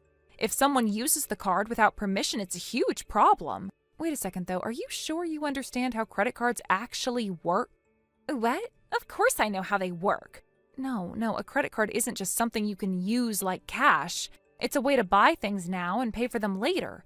Do you even know what that means? Wait, what? Can you explain it again? Okay, listen carefully. When you use a credit card, the company pays for the purchase up front. But you're not paying right then. You have to pay the company back later. Essentially, it's like borrowing money. Oh, so if someone uses my card, I'm the one who gets the bill later? Yes, exactly. And that's why I'm so stressed about it. If my card gets lost, I'll be responsible for any charges made with it. Huh, I see. But do you really have to go to the police? Did you even hear what I just said? It's really important to report it to the police as soon as possible if someone finds and uses your card. But we don't even know if anyone used it yet. What if you just misplaced it somewhere? If you wait too long and someone uses the card, it's already too late to do anything about it. And you're acting really suspicious about it. Is there a reason you're so against reporting it to the police? What are you implying? Are you accusing me of something? That's horrible, Jan. Oh, I'm accusing you now? Well, maybe you don't realize it, but you used my card, didn't you? You knew about it all along, didn't you? What? No, I didn't. I didn't even think about it that way. I didn't think you would, but if you actually knew what you were doing, you'd realize how much trouble you're in. What do you mean? Don't act like you don't know. I can see it on your face. You know you've been using my money. And don't even try to make excuses. You took my card without asking, and now you're just playing dumb. Well, fine. What's the big deal? It's not like you're actually losing anything. It's your cards, right? Your money is the one that's really affected. Of course I'm affected. You're using my card for things I didn't agree to, and that's stealing. You think it's funny that you're going on a vacation and I'm the one paying for it? It doesn't really matter to me. It's not like I'm actually losing anything. It's all your money anyway, right? You're just mad because you're not the one enjoying the trip. That's exactly the problem. You're acting like it's no big deal. If you had any respect for me or my things, you'd never have done this. Oh, I get it now. I'm the bad guy. Fine, I'll own it, but you don't have to make such a big deal out of it. It's not like it's the end of the world. Yes, it is the end of the world, Kennedy. You don't understand the consequences. You think it's all fun and games, but when the bills come in and I'm left paying for your mistakes, you'll see how serious it really is. Whatever. I'm enjoying my vacation, and you're just mad because you have to pay for it. Enjoy your life, Jan. I won't let this go, Kennedy. I am done being nice about this. I've already stopped your card. Huh? What do you mean? When a credit card is lost or stolen, they can stop it to prevent any further fraudulent charges. So the cards you're holding right now? It's completely useless. It doesn't hold any value at all. You can't use it for anything anymore. No way! Are you saying I can't use it anymore? But it's mine! You can't just take that from me! Exactly. It's no longer ours. I'm afraid you're out of luck. It's been stopped, and it's void. You can't even buy a candy bar with that card anymore. Wait, hold on. This can't be real. You can't just take my card away from me like that. Oh, but I can. It's already been done. The moment you misused that card, it became useless. I wasn't going to let you keep using it when you took advantage of the situation. It's over. I've already contacted the bank and they've stopped it. You've been cut off. Oh, this can't be happening. Are you serious? I'm very serious. I tried to give you the benefit of the doubt, but you crossed the line. You think I'm going to let this slide? You've already taken advantage of me, used my trust, and now you think you can keep going? Not anymore. Wait. Please, this isn't fair. You can't just leave me high and dry. What am I supposed to do now? What were you planning to do when you took the card? Use it for yourself and hope I wouldn't find out? Well, you're not going to get away with it. You didn't think about what would happen if you got caught, did you? I didn't think it through. I was desperate. I didn't think you'd find out so soon. Please, just let me have it back. I'll make it right, I promise. Just please. I'm sorry, but I'm afraid it's too late for that. You had your chance, and now you're dealing with the consequences. The card is gone, and I am not going to just hand it back to you. You'll have to live with this. No, this isn't fair. This is all your fault. You're making this worse than it has to be. My fault? Are you serious right now? You're the one who stole from me. You took what wasn't yours. You took my trust and threw it away. This is all on you. If you're looking for someone to blame, you should start with yourself. No, I didn't mean to steal from you. I just needed the money. I didn't know what else to do, and I was scared of what would happen if I didn't. I didn't want to be stuck in this mess, and I thought I could fix it before you noticed. Scared? Scared of what? You thought you could fix it before I noticed? You didn't even think about the consequences of your actions, did you? You thought you could take what isn't yours and just get away with it. And now you're trying to blame me for this? I didn't know what to do. I didn't think it would go this far. Please, just don't make it worse. I'll fix it. I'll do anything. Just don't make me lose everything. Lose everything? You already did that when you decided to steal from me. Everything you had is gone because of your choices. It's all gone. Please don't tell Mom and Dad. Don't make it worse. I'm begging you. I'm sorry, really. I messed up. I know I did, and I'll make it right. Just please don't tell them. Oh, you think I'm just going to cover this up for you? Do you think I'm going to let you keep hiding what you did? I'm not your personal cleanup crew. You made this mess, and now you need to clean it up. You don't get to hide from your mistakes. I won't tell them, but it's not like I'm going to just let you off the hook. I've already made arrangements, and they know what happened. What? You've told them? No, please, you can't do this. Please don't tell them. They'll hate me. You're ruining everything. They know. I'm not going to let this slide just because you're family. I told them and we made a decision together about how we're going to deal with this. And trust me, you're not going to like it. Please, please don't do this. I'll work it off. I'll do whatever you want. Just don't make it worse. I'm begging you. Don't tell Mom and Dad. I can't lose everything.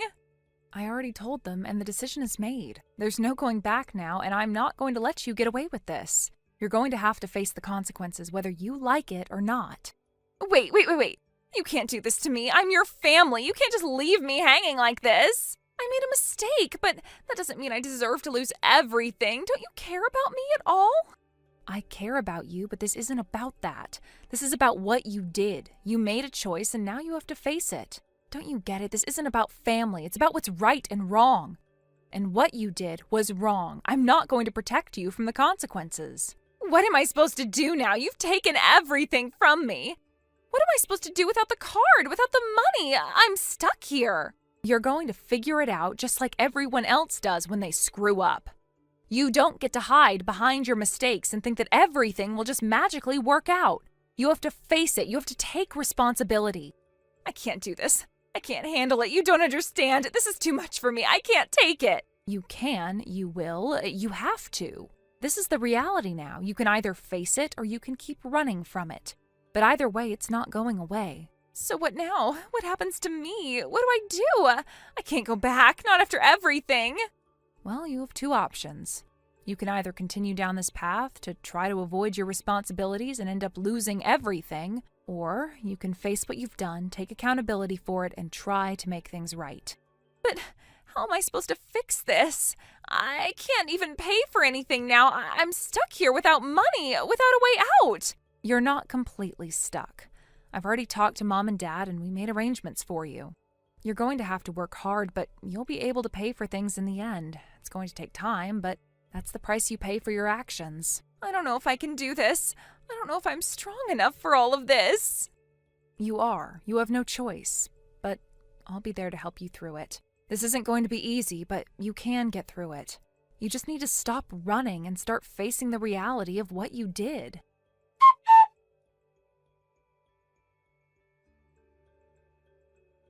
The next day, we finally arrived in Seattle, a city known for its iconic skyline, bustling streets, and vibrant culture. It was a long-awaited trip, and the excitement was palpable among the group as we began to explore what the city had to offer. Little did we know that the day would be marked by more than just sightseeing. It would also be defined by the presence of someone who had, quite frankly, overstayed her welcome before we even arrived. She had apparently spent all her remaining money at the cafe, sitting there for hours waiting for us to show up. We had no idea she would go that far. By the time we got there, she must have been feeling pretty desperate. Honestly, it felt like she was using us to pass the time, or perhaps to gain some sympathy, hoping that we would feel bad for her situation. She was being, well, a bit of a burden. I couldn't help but think that we were dealing with more than just a friend. We were dealing with someone who didn't quite understand boundaries. From the moment we walked into the cafe, it was clear that her demeanor had shifted. She didn't greet us with the usual enthusiasm or warmth. Instead, she seemed to almost shrink into her seat, avoiding eye contact, and it became evident that she was feeling the weight of the decisions she had made. I mean, how could she not? She had spent money that wasn't hers to spend and was now reaping the consequences. Guilt and embarrassment were written all over her face. We tried to move past it and enjoy the day anyway, as we had come to Seattle for a reason, to see the sights, to experience the culture, and, most importantly, to have a good time. The day was beautiful, the weather was perfect, and the city was alive with energy. We toured some of the city's most famous landmarks, like the Space Needle and Pike Place Market, and explored the bustling neighborhoods that were full of life and history. But despite the fun we were having, there was an underlying tension, and that tension seemed to come from her, who remained quiet and distant the whole time. It was as if she didn't want to be there at all. She wasn't engaging in conversation, wasn't participating in any of the excitement that Seattle had to offer. I could see her constantly checking her phone, looking down, almost as if she was trying to escape from the situation. It wasn't lost on me that she was probably feeling the pressure of knowing that she had, in some way, mismanaged her resources, and now she was left with the uncomfortable reality that her actions were coming back to haunt her. It was hard not to feel a little awkward around her at that point, especially since we had all been excited to be there together. As the day went on, it became more and more clear that she wasn't enjoying herself. She wasn't really taking in the sights or participating in the things we were doing. Her silence was almost deafening, and I could tell that she was uncomfortable in her own skin. I almost felt bad for her. Well, I tried to feel bad for her, but at the same time it was hard to ignore the fact that this was the result of her own choices. She had been the one who had mismanaged her money, she had been the one who had put herself in this position, and now she was the one suffering the consequences. It was like she was hoping for some kind of miracle, or for someone to swoop in and save her from her predicament. It was at that point that my mother, the ever-direct and no-nonsense woman, dropped the comment that would seal the awkwardness of the day. As we were walking along, trying to decide where to go next, my mother casually turned to her and, without missing a beat, said, "We don't waste money like Kennedy does." It wasn't said in a tone of anger, but it was definitely blunt and pointed. My mother's words cut through the tension in the air, and you could see the color drain from Kennedy's face. To be honest, I wasn't sure if my mother meant it to come out the way it did, but I knew my mother well enough to understand that she didn't always hold back her opinions, no matter how sharp they might be. I think she saw it as a way of calling out the issue directly, but I don't think she fully understood how much of a sting it would have. Thank you for watching and listening. We hope you enjoyed the video. Don't forget to like this video and subscribe. Also, feel free to leave a comment about what you thought of the story. We look forward to seeing you at the next story. Thank you for watching. Please subscribe and hit the like button. See you next time.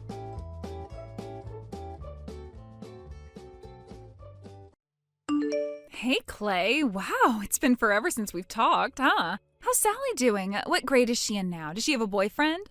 I've got so many questions to ask. We have a lot of catching up to do. I feel really bad about making you wait 10 years for me, but I wanted to let you know that I'm sorry for that. But it's all right now. I'm ready to get back together again. Who are you? Come on, you know who I am. I'm your ex-wife, Maria. Sorry, doesn't ring a bell. I think you have the wrong number. Clay, there's literally zero chance that you don't remember me. I'm being serious, so stop screwing with me. I don't know what to tell you, lady. I have no idea who you are. I do seem to remember being married once. If I recall correctly, my ex-wife one day left a letter to me on the kitchen table that said, "I'm sorry, but I've found my true love." It turned out she had dropped off our daughter at daycare and then up and vanished into thin air. I haven't heard anything from her since, but I've forgotten all about her. I don't even remember her name anymore. Clay, for the last time, stop acting like a child and listen to me.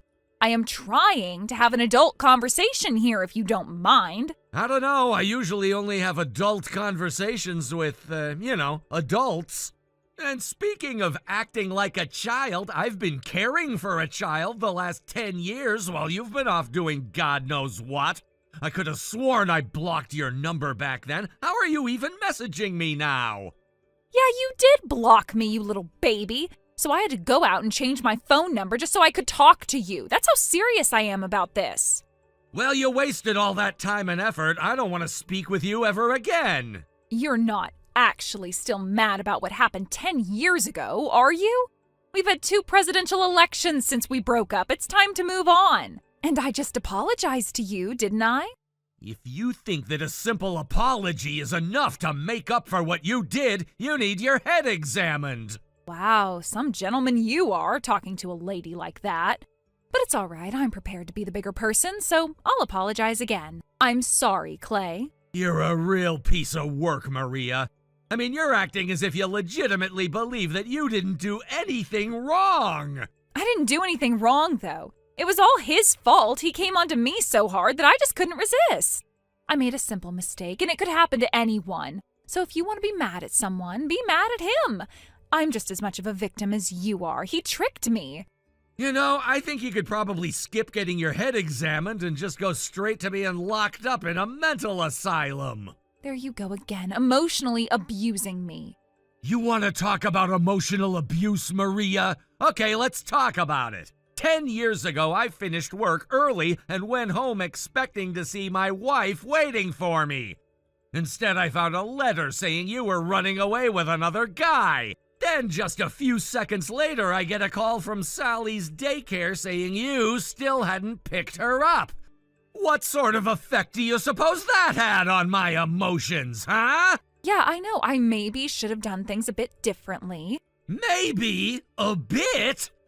But you know what? Forget about me. I'm a man. I can take it. Sally, however, is still a young girl. She was 3 years old when her mother abandoned her, Maria. Do you have any idea how hard that was for her? Wow, she was only 3 back then? It doesn't seem that long ago. And yeah, I guess a girl does really need her mother at that age. If you were aware of that, then what were you thinking running away like you did? Again, Clay, I was tricked, deceived. It wasn't my fault. Taking care of Sally was crazy stressful for me. I wasn't thinking properly. And he took advantage of my mental condition. Even if that were true, and that's a big if, it wouldn't change the fact that you did the cruelest thing you could possibly do, both to me and to Sally. I know that, Clay. I know. It was wrong of me to leave you and Sally behind. I realize that. And that's exactly why I'm telling you that I want to come back. Why is that so hard for you to understand? Why is it so hard for you to understand that you're neither wanted nor needed? You only knew Sally for 3 years, and as of today, you've been gone for 10. She's gotten used to life without the mother who abandoned her when she was 3 years old. I don't think you're taking Sally's best interests into account, Clay. What's better for a child, to have a mother or not? You've been taking care of her all by yourself these last 10 years, haven't you? That must have been really hard on you. But don't worry, I'm going to be there to help you out from now on. That would be better for you, Sally, and me. It would have been better for all of us if you hadn't left in the first place. You're the reason she's been without her mother all these years. And above all, I have zero interest in getting back together with you. I've had my sister here to help me out with Sally, so there's absolutely no reason for you to come back home now. Clay, putting on this strong and stoic act is only going to hurt you and Sally. And you've been making your sister help you? Think about how much trouble you've caused her. And if you'll just take a moment to swallow your pride and think clearly, I know you'll realize what the right thing to do is. Yeah, I do know what I should do. Great. I just wish you wouldn't have put up so much of a fuss. You wasted all that time and effort for nothing. I'll ask Sally what she thinks. Huh? If you're as concerned for her well-being as you claim, then it only makes sense to ask her directly what she wants, right? I can go and ask her what she wants right now. Well, okay, yeah, I guess that's fair. Go ahead and ask her.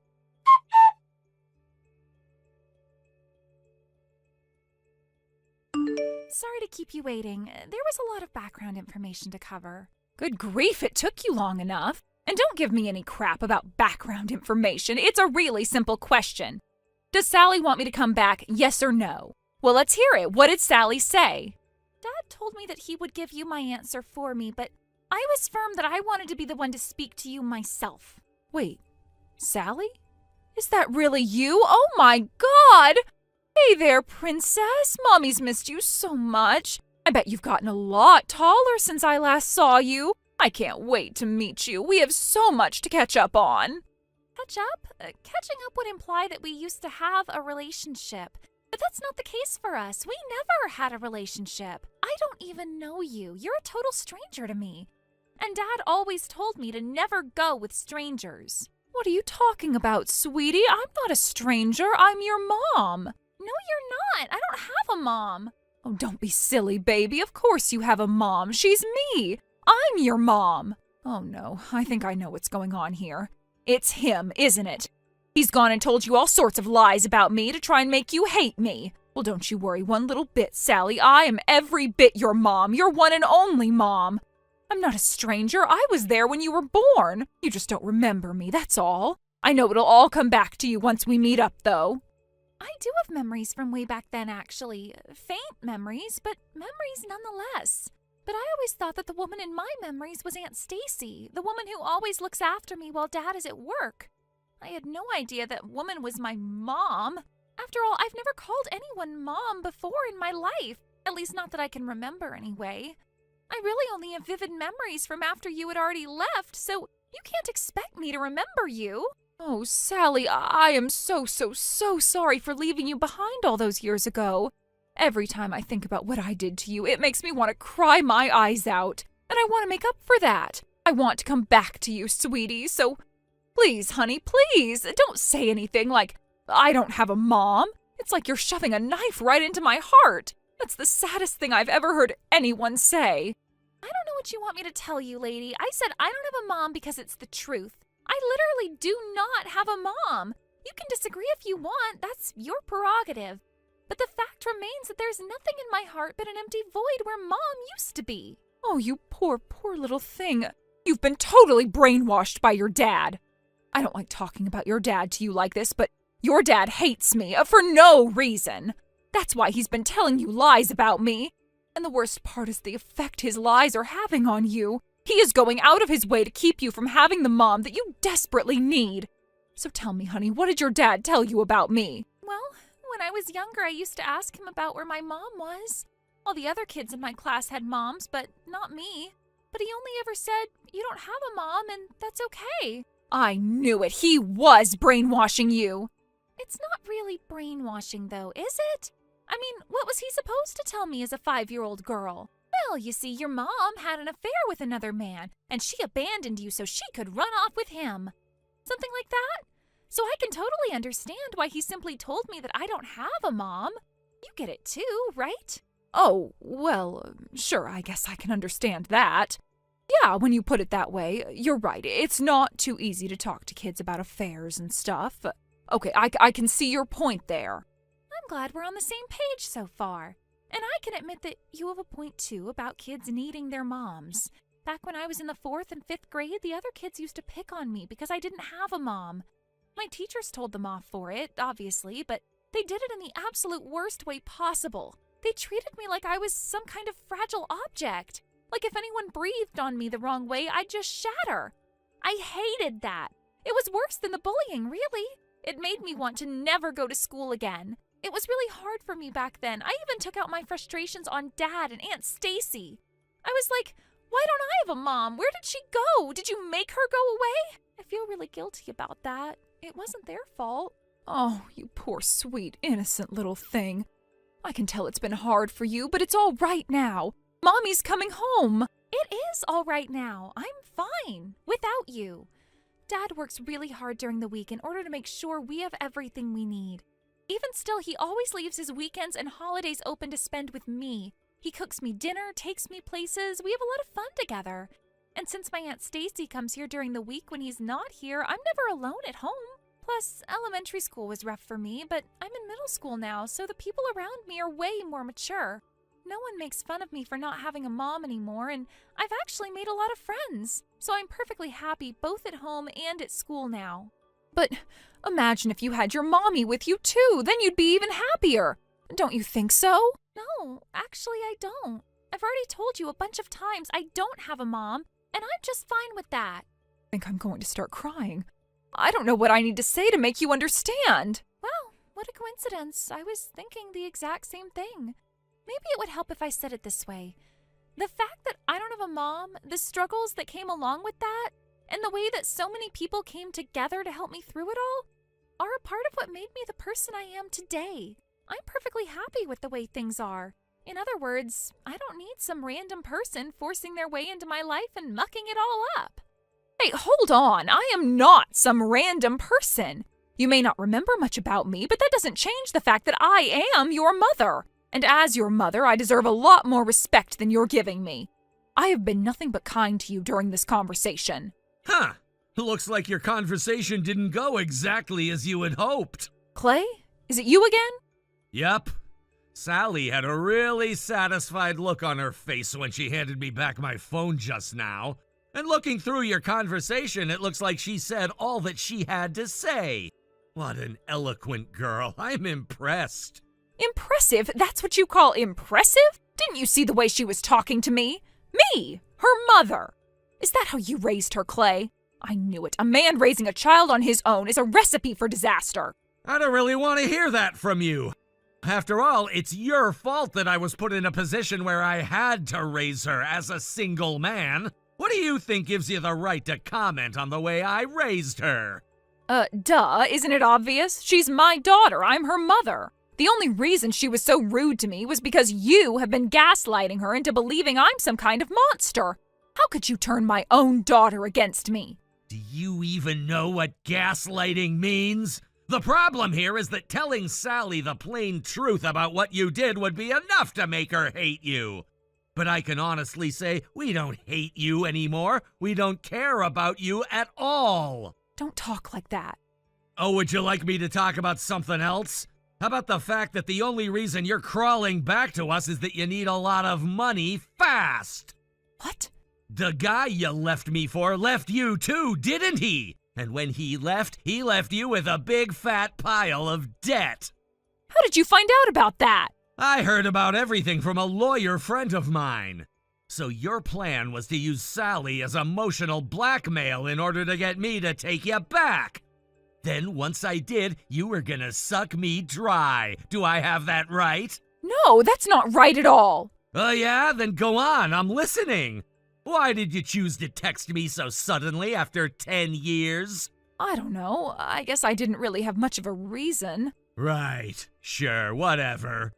It doesn't matter anyway. No matter what reason you might have to reach out to me, neither Sally nor I want anything to do with you. So stay away from us. Got it? Goodbye.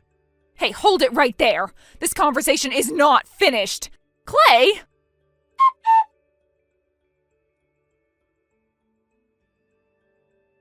She kept on sending more and more obnoxious texts after that, so I blocked her number again. If she went out and got another new phone number just to harass us, I was planning on going to the police and reporting her for stalking.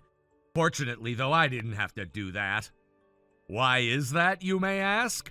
Well, a few days after I blocked her number, she got arrested for trespassing and breaking and entering. Apparently, she broke into the house that we used to live in back when she first left us. I guess she didn't know that I had moved back into my parents' house in the meantime. That was a recommendation from my sister Stacy, and boy, am I glad I listened to her. I feel really bad for the people we sold the house to. They didn't deserve to get dragged into this. I gotta say, I was pretty moved when I read through the conversation that Sally had with Maria. I had no idea that she felt that way about me. I hate that my issues with her mother have caused her so much trouble in her young life, but that all just makes me want to work twice as hard to ensure that she always feels loved and never feels alone. Sometimes I feel like it would genuinely be good for her to have a mother figure in her life. You know, someone that she can actually call her mother. But I also know that I can't just go out and marry any willing woman. She's gonna have to be okay with taking on the heavy responsibility of being a stepmother. And, more importantly, she's going to have to be someone who Sally can love and respect as her mother. In the meantime, though, Sally and my sister Stacy are having a great time together. Thank you for watching. Please subscribe and hit the like button. See you next time.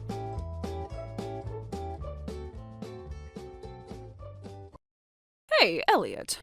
Got a minute? I need to talk to you about something. Lainey? Yeah, I've got some time. What's on your mind? Did you hear about the announcement? Announcement? What announcement?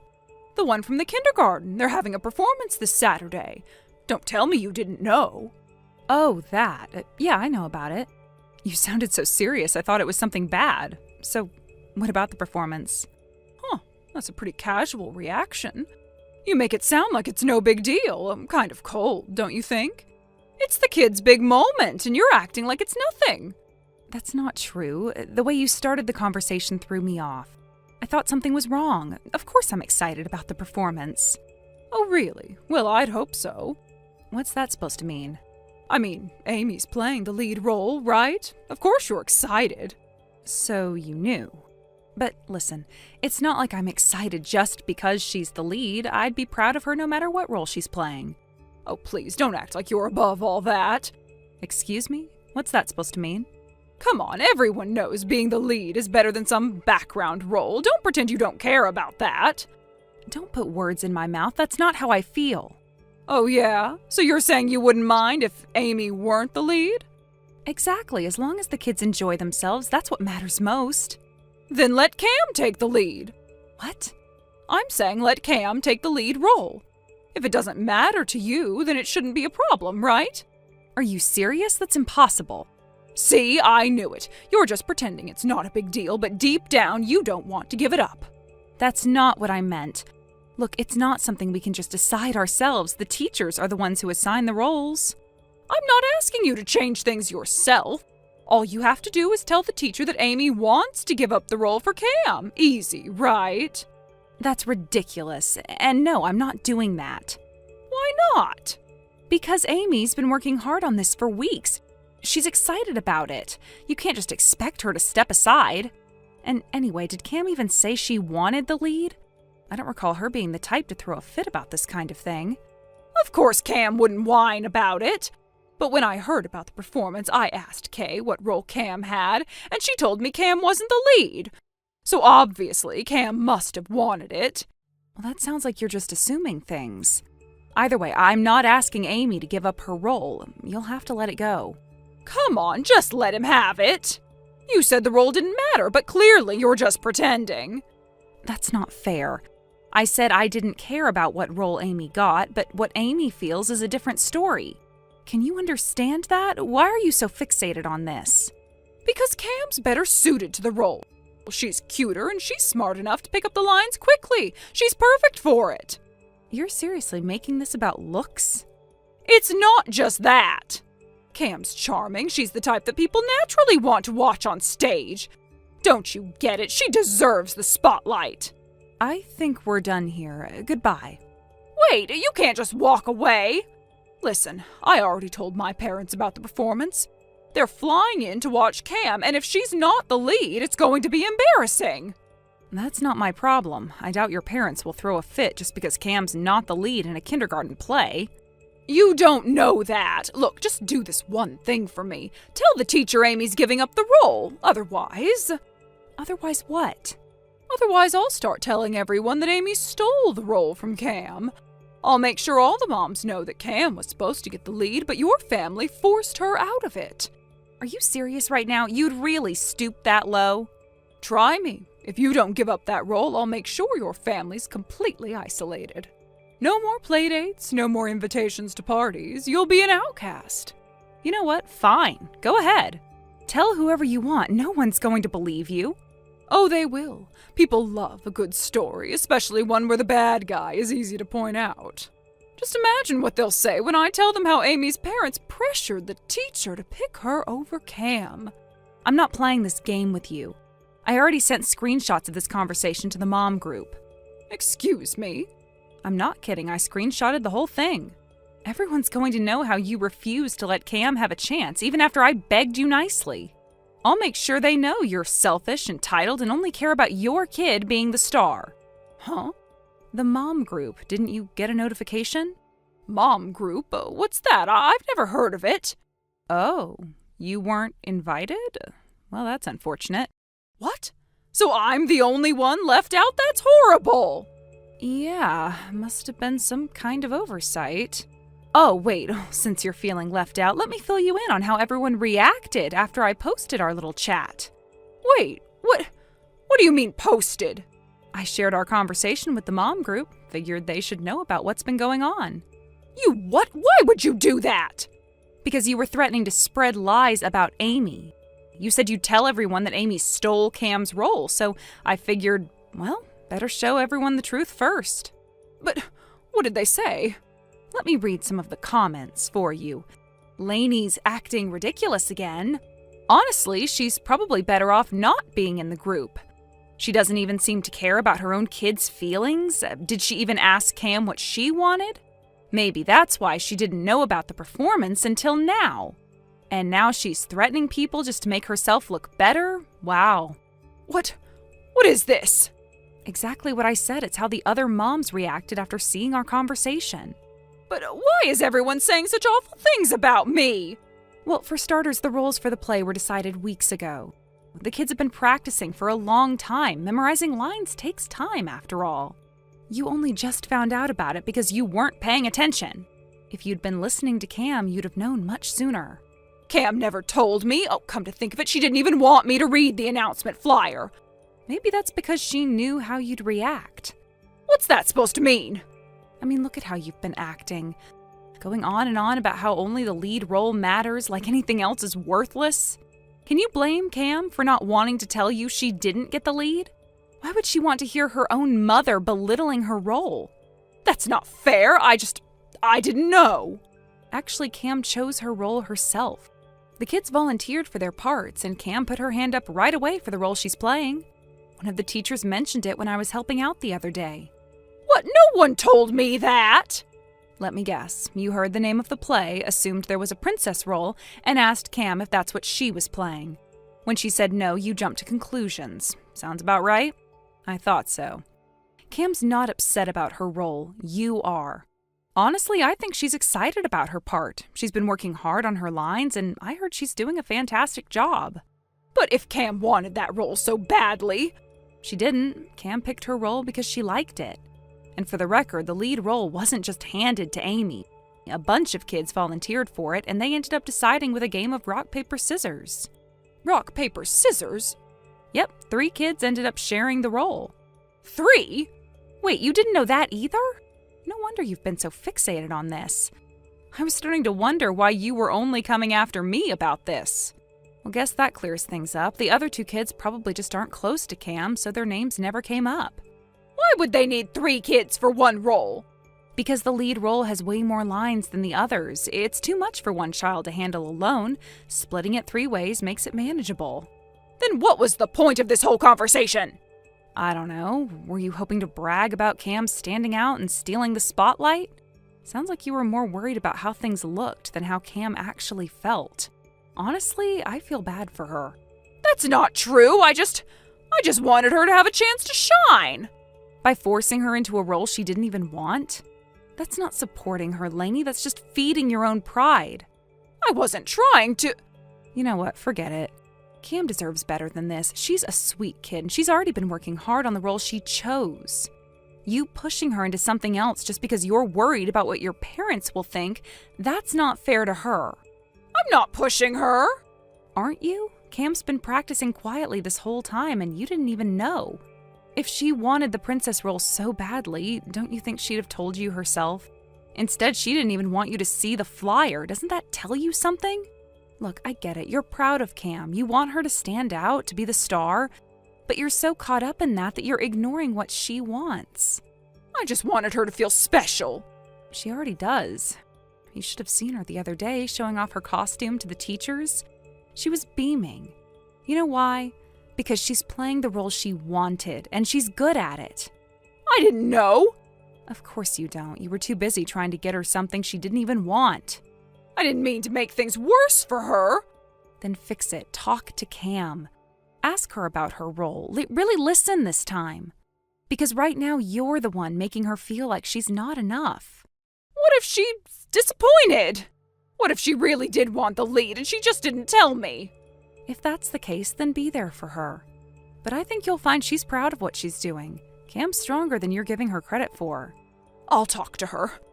Good, because honestly, she deserves a mom who's cheering her on, not one who's fighting battles she never asked her to. I messed up, didn't I? Yeah, but it's not too late to fix it. Just let Cam be Cam. That's all she's asking for.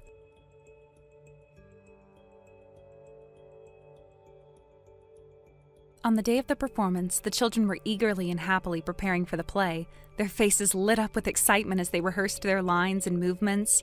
It was clear that they had been working hard and were looking forward to showcasing their efforts.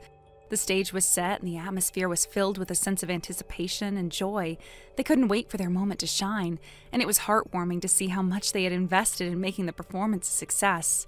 Among them was Amy, who, like the others, had her own set of nerves and excitement. Cam, too, was full of energy, but there was an added weight on her mind. Although the children were all focused on their roles and rehearsing in their own way, for Amy and Cam, the day held a mix of emotions, especially after what happened earlier. After the performance came to an end, everyone was buzzing with excitement. It had been a success, and the children had done a remarkable job. The applause from the audience was loud and full of admiration, and it was clear that the hard work they had put into the play had paid off. Amy and Cam, along with the other children, felt a sense of accomplishment. It was a moment that they would remember, a culmination of their efforts, and it felt like a small victory. However, after the event, as the crowds began to thin and parents started to gather their children, something unexpected happened. Cam's grandparents, her father's parents, approached her. They were warm and welcoming, but there was a noticeable tension in the air. It wasn't the usual cheerful greeting one might expect from family members, but rather a conversation that carried an undercurrent of discomfort and a certain weight of responsibility. Cam had known that something was off, but she hadn't anticipated what they were about to say. Her grandparents began by acknowledging the performance, but their words soon took a more serious turn. They made it clear that they knew about the trouble Cam had caused in the past. Specifically, they brought up the incident where Cam had caused some problems and the fact that she made things difficult for people around her. The conversation then shifted to the apology Cam had made, or rather the apology she hadn't made in the way they thought was necessary. Her grandparents expressed their concerns about the way Cam had handled things and the impact it had on everyone involved, especially her friends and those who had been affected by her actions. They made it clear that they felt Cam needed to reflect on what she had done and make amends, but that there was still a long road ahead before things could be set right. It didn't end there. The conversation continued to delve into the difficult territory of her behavior, with the grandparents pointing out how Cam's actions had caused discomfort not only for the people directly involved, but also for others who had been a part of their social circle. Her friends had been put in an awkward position, and some of them had been hurt by her behavior. It was a harsh reality that Cam had to face, but she knew deep down that the truth of the matter couldn't be ignored. As the conversation unfolded, her grandparents revealed the decision they had made in consultation with Cam's husband. They had decided that Cam should return to her parents' house for a while to reflect on her actions and figure out how to move forward. It wasn't an easy decision for them to make, but they felt it was necessary for Cam's well-being and the well-being of the family. They expressed concern about the way things had been going and wanted her to have the space to think things through and heal. Amy, standing by Cam's side, could see the sadness in her friend's eyes. Cam didn't speak much at first, as the weight of the situation seemed to settle in. The idea of leaving was difficult, and the thought of being separated from her own home was a hard pill to swallow. However, she understood why it had come to this point. It wasn't just about the mistakes she had made, it was about the broader consequences and the need for some time to reflect, grow, and rebuild relationships. Cam's grandparents, although firm in their decision, were not without compassion. They told Cam that they understood how hard it must be, and they reassured her that their love for her had not wavered. They had only made this decision because they believed it was the best thing for her, even if it didn't feel like it in the moment. They didn't want to push her away, but they felt that the time had come for Cam to face the consequences of her actions and take responsibility for them. Amy, despite the sadness she felt for Cam, could see that there was a sense of kindness in the way her grandparents were handling the situation. They weren't being punitive or harsh, rather they were offering Cam the opportunity to reflect and grow in a way that would help her become a better person in the long run. And though it was painful to hear, Amy understood that sometimes difficult decisions had to be made for the greater good. Cam, for her part, listened quietly, her mind racing with a mixture of emotions. She felt a deep sense of regret for the way things had turned out, but she also recognized that this was a chance for her to take a step back and make amends. Perhaps this separation would be the space she needed to clear her mind, to truly reflect on the mistakes she had made, and to find a way to move forward in a more positive direction. Her grandparents continued to speak kindly, even as they informed Cam that her return to her parents' home was inevitable. They spoke about how living with her grandparents might offer a fresh perspective and a supportive environment. They reassured her that despite the tough love they were showing, they only wanted what was best for her, and that she would have the chance to rebuild her relationship with everyone over time. Amy, though sad to see her friend in such a situation, couldn't help but think that perhaps this would be the best thing for Cam in the long run. The grandparents had always been warm and understanding, and the idea of Cam living with them for a while might be the healing process she needed. They would offer her the stability and support she required, and hopefully, in time, Cam would find a way to rebuild her life and restore the connections she had damaged. Thank you for watching and listening. We hope you enjoyed the video. Don't forget to like this video and subscribe. Also, feel free to leave a comment about what you thought of the story. We look forward to seeing you at the next story.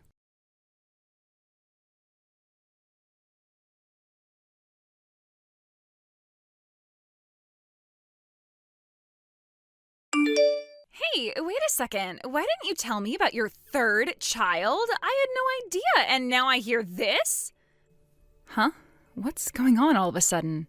I just found out from your mom today. You're having a third child? Why didn't you tell me? Are you mocking me because I can't have kids? No, Jamie, that's not it at all. I didn't mean to make you feel bad. It's just that I heard you've been struggling with some gynecological issues recently, and the whole infertility thing came up. I didn't want to add to your stress, so I decided to hold off on sharing the news until you were in a more stable place emotionally. I was just trying to be considerate. That's a lie! You were mocking me, weren't you? You know, I didn't ask for this illness, right? I didn't want to be infertile. I've wanted kids for so long, and now you're telling me about your third child like it's no big deal? Hey, calm down. I just heard about it through the grapevine from my mom, and honestly, it's not like there's no hope left for you. There's still a chance. Don't worry. And besides, isn't your husband fully on board with the treatments now? No, it's never going to happen. My treatments are so hard, and no one knows when it will end. My husband doesn't really understand how tough it is. Everyone else around me can have kids easily, and I'm stuck trying for so long with nothing to show for it. I wanted to have kids while I was young, you know. I wanted a big family, and now it feels like it's slipping away. You're so lucky. You're just popping out babies one after the other, and I can't even get one. All right, calm down, okay? You're only 24, both you and your husband. There's still time, and it's not hopeless. If it's really hard for you, don't get mad at me. Talk to your husband. Work together. Figure things out as a couple, okay? I can't calm down. I want a baby now.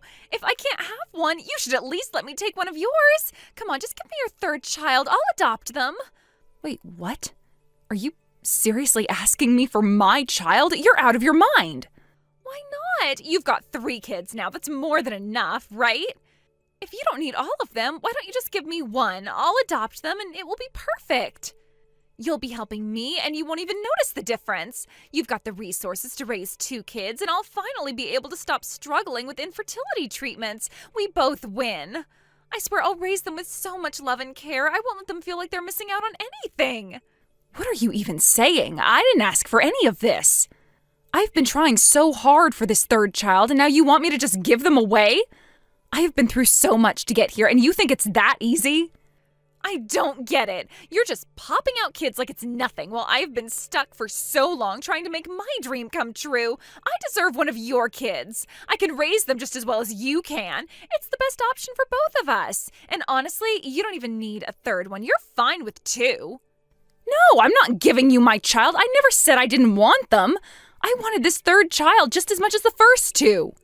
You can't just ask for my kid like that. But it's so unfair. You're doing fine with your 2 kids, and I'm stuck in this never-ending cycle of treatments. This isn't about you needing a third kid. It's about me needing a chance to be a mom, too. I'm not asking for too much.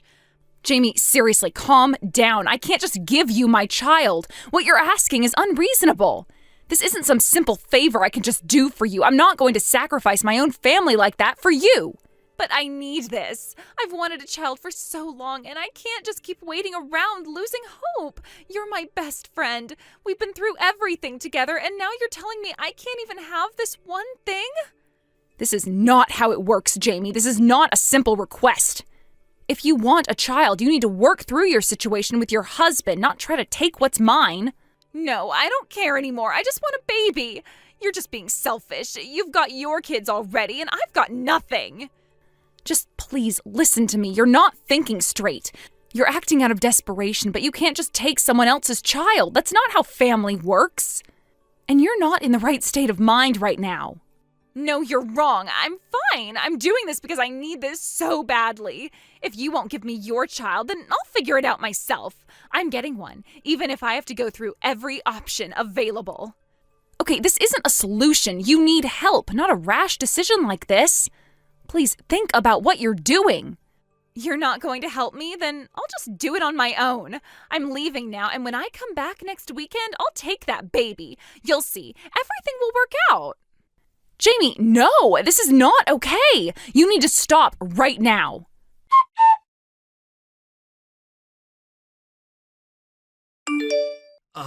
Excuse me, is this Willow's number? This is Jamie's husband, Daniel. Wait, you're Jamie's husband? Yes, nice to meet you, though I'm sorry for the strange circumstances. I'm borrowing Jamie's phone to get in touch with you.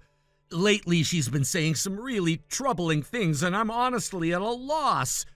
She suddenly decided to stop her infertility treatments, and, well, she started talking about adopting your child. Your third child, to be specific. What? What's she saying now? She's going on about adopting my third child? I don't even know how to process this. I'm sorry, I know this might sound strange, but please, can you do something? She won't stop, Daniel. She's already picked out a name for the child, Jack. I've told her 1,000 times that I don't want to give up my baby to her, and yet she keeps insisting that she'll come next weekend to take him. This is beyond the point of reason.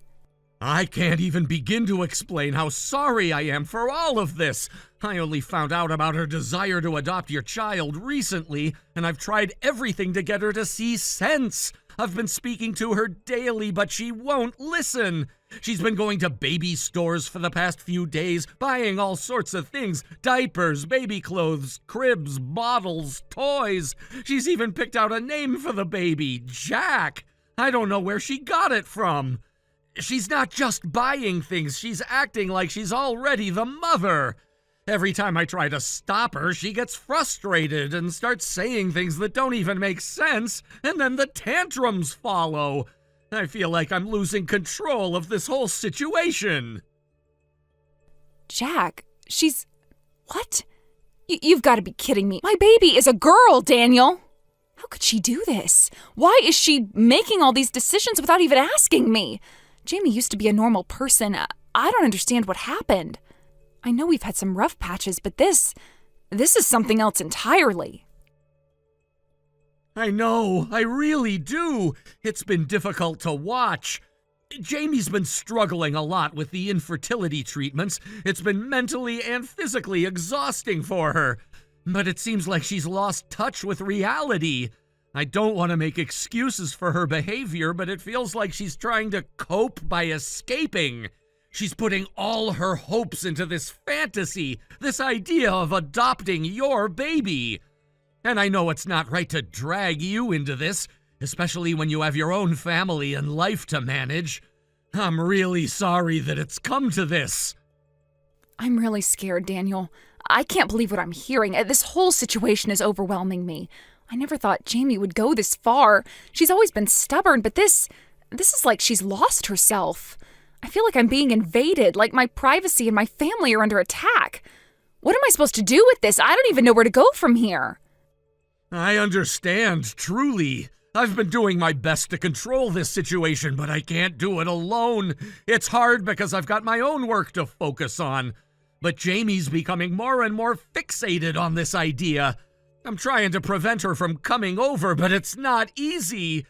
I thought maybe it would be best for you to take a break from all this, go somewhere safe, away from the situation for a while, at least until Jamie calms down. You deserve some peace of mind, and this situation is anything but peaceful. I see what you mean. You're right. I can't stay here, not with Jamie getting worse. It's just so unsettling. But where can I go? I don't want to be near Jamie, but I don't have many options. I can't stay here not knowing what she might do next. But at least if I go to my sister's, I'll feel a little safer. Jamie won't know where she lives, and I think that's the best option for now. I think that's a good idea. You're absolutely right to be cautious. I'll keep doing my best to talk to Jamie and help her realize that she can't do this. I'll keep trying to calm her down, but she's being really difficult. Please don't feel bad about needing to step away from the situation for a while. This is about your safety and peace of mind. Thank you, Daniel. I really appreciate you saying that. This whole thing has been so confusing. I never expected any of this. But now I need to think about what's best for my baby, and I have to protect her. I'll go to my sister's and stay there for now. I just hope Jamie realizes how out of line she's being before it's too late. You're doing the right thing. I know this is a lot to handle, but we're in this together. I'll keep you updated on how things go with Jamie. I'll do everything I can to make sure she comes to her senses. I'm sorry that you have to go through this, but please know that you're not alone. We'll get through this somehow. I really appreciate that, Daniel. I know this is hard for you, too. Please try to keep Jamie safe and help her calm down. I know she's been through a lot, but I just don't know how much more of this I can handle. I promise I'll keep doing my best. I'll stay on top of it. And if you ever need anything or need help, just let me know. I'm so sorry for everything, and I'll do whatever it takes to help you get through this. Thank you. I just want this to be over. I want peace for both of us. We'll get there, I promise. Take care of yourself. We'll figure this out one step at a time.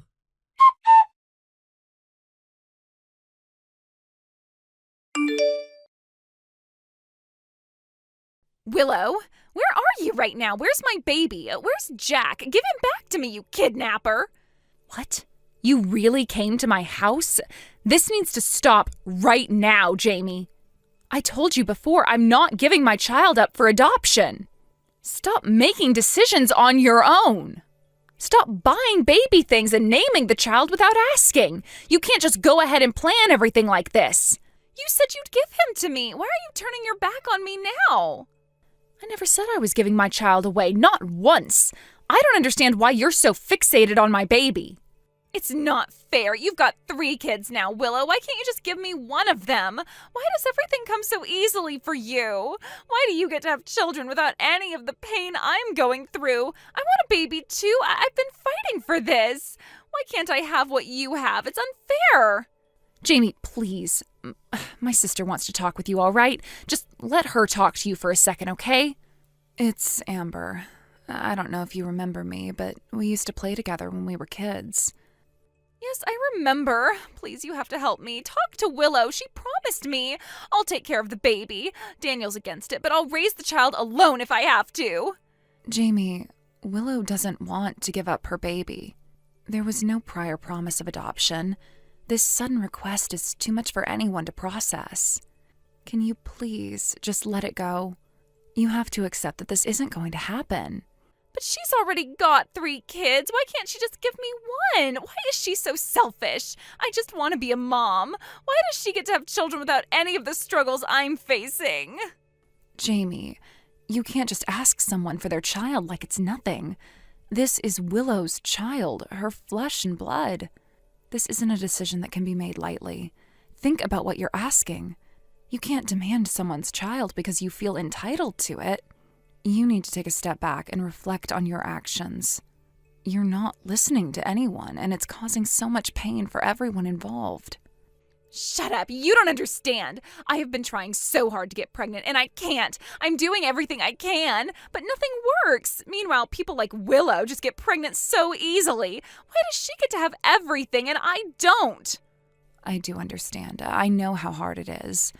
I've been through the same thing.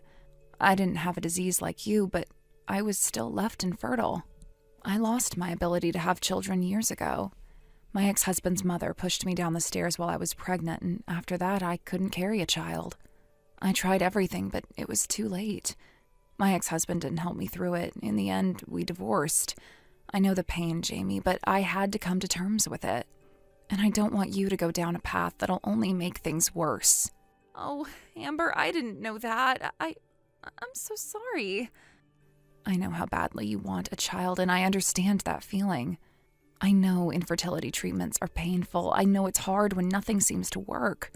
But you can't take someone else's child to fill the void inside you. It will never make things better.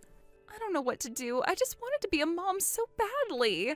It feels like everyone else gets what they want, and I'm stuck in this endless cycle of disappointment. I know how it feels, but you've got people who care about you. Your husband, your family, and your friends, they're all here to support you. And you don't have to go through this alone, but taking Willow's child isn't the answer. It's just going to cause more pain for everyone involved. You need to let this go and focus on healing and the support around you. You're right, Amber. I've been so selfish. I've hurt Willow, and I don't even know why I did this. I just feel so lost, but now I see it. I need to let go of this. I'm so sorry, Amber. I'm sorry for everything. Well, I'm glad to hear that, Jamie. You're not alone in this. Maybe you should think about seeing a counselor. I can recommend the places where I went. It helped me when I was at my lowest, and it could help you too. Take your husband and go. And when you're ready, you can apologize to Willow, but first, you need to heal. Yes, you're right. I'll go talk to Daniel and figure this out. Thank you, Amber. I don't know what I would have done without you.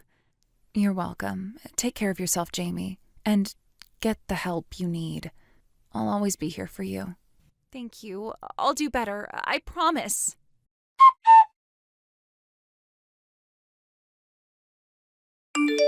After everything had settled down, Jamie, with the encouragement of Amber and Daniel, decided to attend counseling.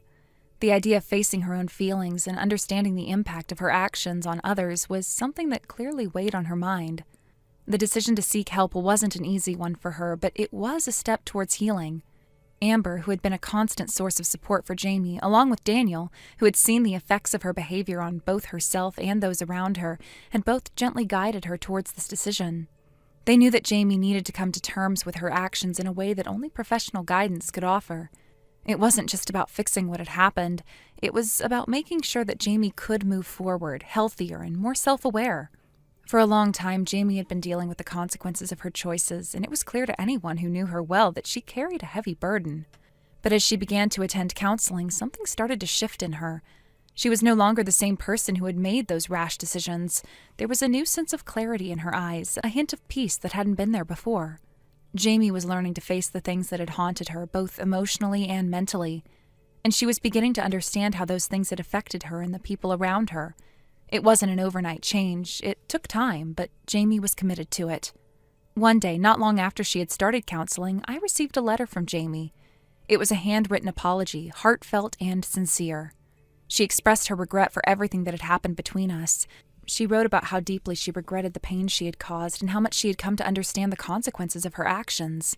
There was something raw in her words, something vulnerable, that told me this wasn't just an apology for the sake of making amends.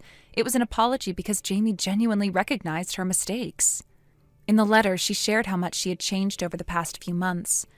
Jamie spoke about her struggles, her journey through counseling, and the emotional growth she had experienced during that time. But perhaps the most unexpected part of the letter came when she talked about her decision regarding fertility treatments. It was something that had always been a dream of hers, and yet, for reasons that were deeply personal, she had put it on hold for a long time. In the letter, Jamie expressed her desire to try again. She wrote that once she felt mentally and physically stable, she would like to pursue fertility treatments once more. She had never given up on the dream of becoming a mother, but for a long time, the emotional weight of everything she had gone through had made it difficult for her to even consider it. Now, however, it seemed that she had regained the strength to try again. That was a significant moment for her, taking the step to openly talk about her future goals and the healing she was experiencing. It wasn't just a matter of apologizing for the past, it was about recognizing that her journey wasn't over. There was still hope, still a chance for her to create the future she had once envisioned, and it was a future where she could be a mother, something she had dreamed of for so long. Time passed, and I tried to process everything. I had always wished for Jamie's healing, but seeing her take ownership of her actions and taking concrete steps toward a better life was a kind of resolution I didn't know I needed. She was no longer the same person who had hurt me in the past. There was growth and maturity in her, and even though the past couldn't be erased, there was a glimmer of hope in the letter that spoke to her genuine effort to make things right. Then, a year and a half later, I received another letter from Jamie. This time it came with pictures of her, her husband, and a small ultrasound image. It was a moment of pure joy and excitement for her, one that she wanted to share. She had finally achieved what she had worked so hard for. Her fertility treatments had been successful, and she was pregnant. I could tell from the photos that this was a moment she had dreamed about for so long, and now it was finally happening. The joy in her letter was undeniable, and as I read it, I felt a wave of emotion wash over me. There was a part of me that was deeply happy for her, knowing that she had made it through the struggles and was now on the path to something truly wonderful. It had been such a long and difficult journey for Jamie, and seeing her on the other side of it, so full of hope and happiness, was a powerful reminder of the strength of the human spirit. Jamie had faced her mistakes, learned from them, and had not let them define her. Instead, she had chosen to move forward, heal, and create the life she had always wanted. The news of her pregnancy was a reflection of all the hard work she had put into herself, and the ways she had worked to build a new life for herself and her family. Thank you for watching and listening. We hope you enjoyed the video. Don't forget to like this video and subscribe. Also, feel free to leave a comment about what you thought of the story. We look forward to seeing you at the next story. Thank you for watching. Please subscribe and hit the like button. See you next time.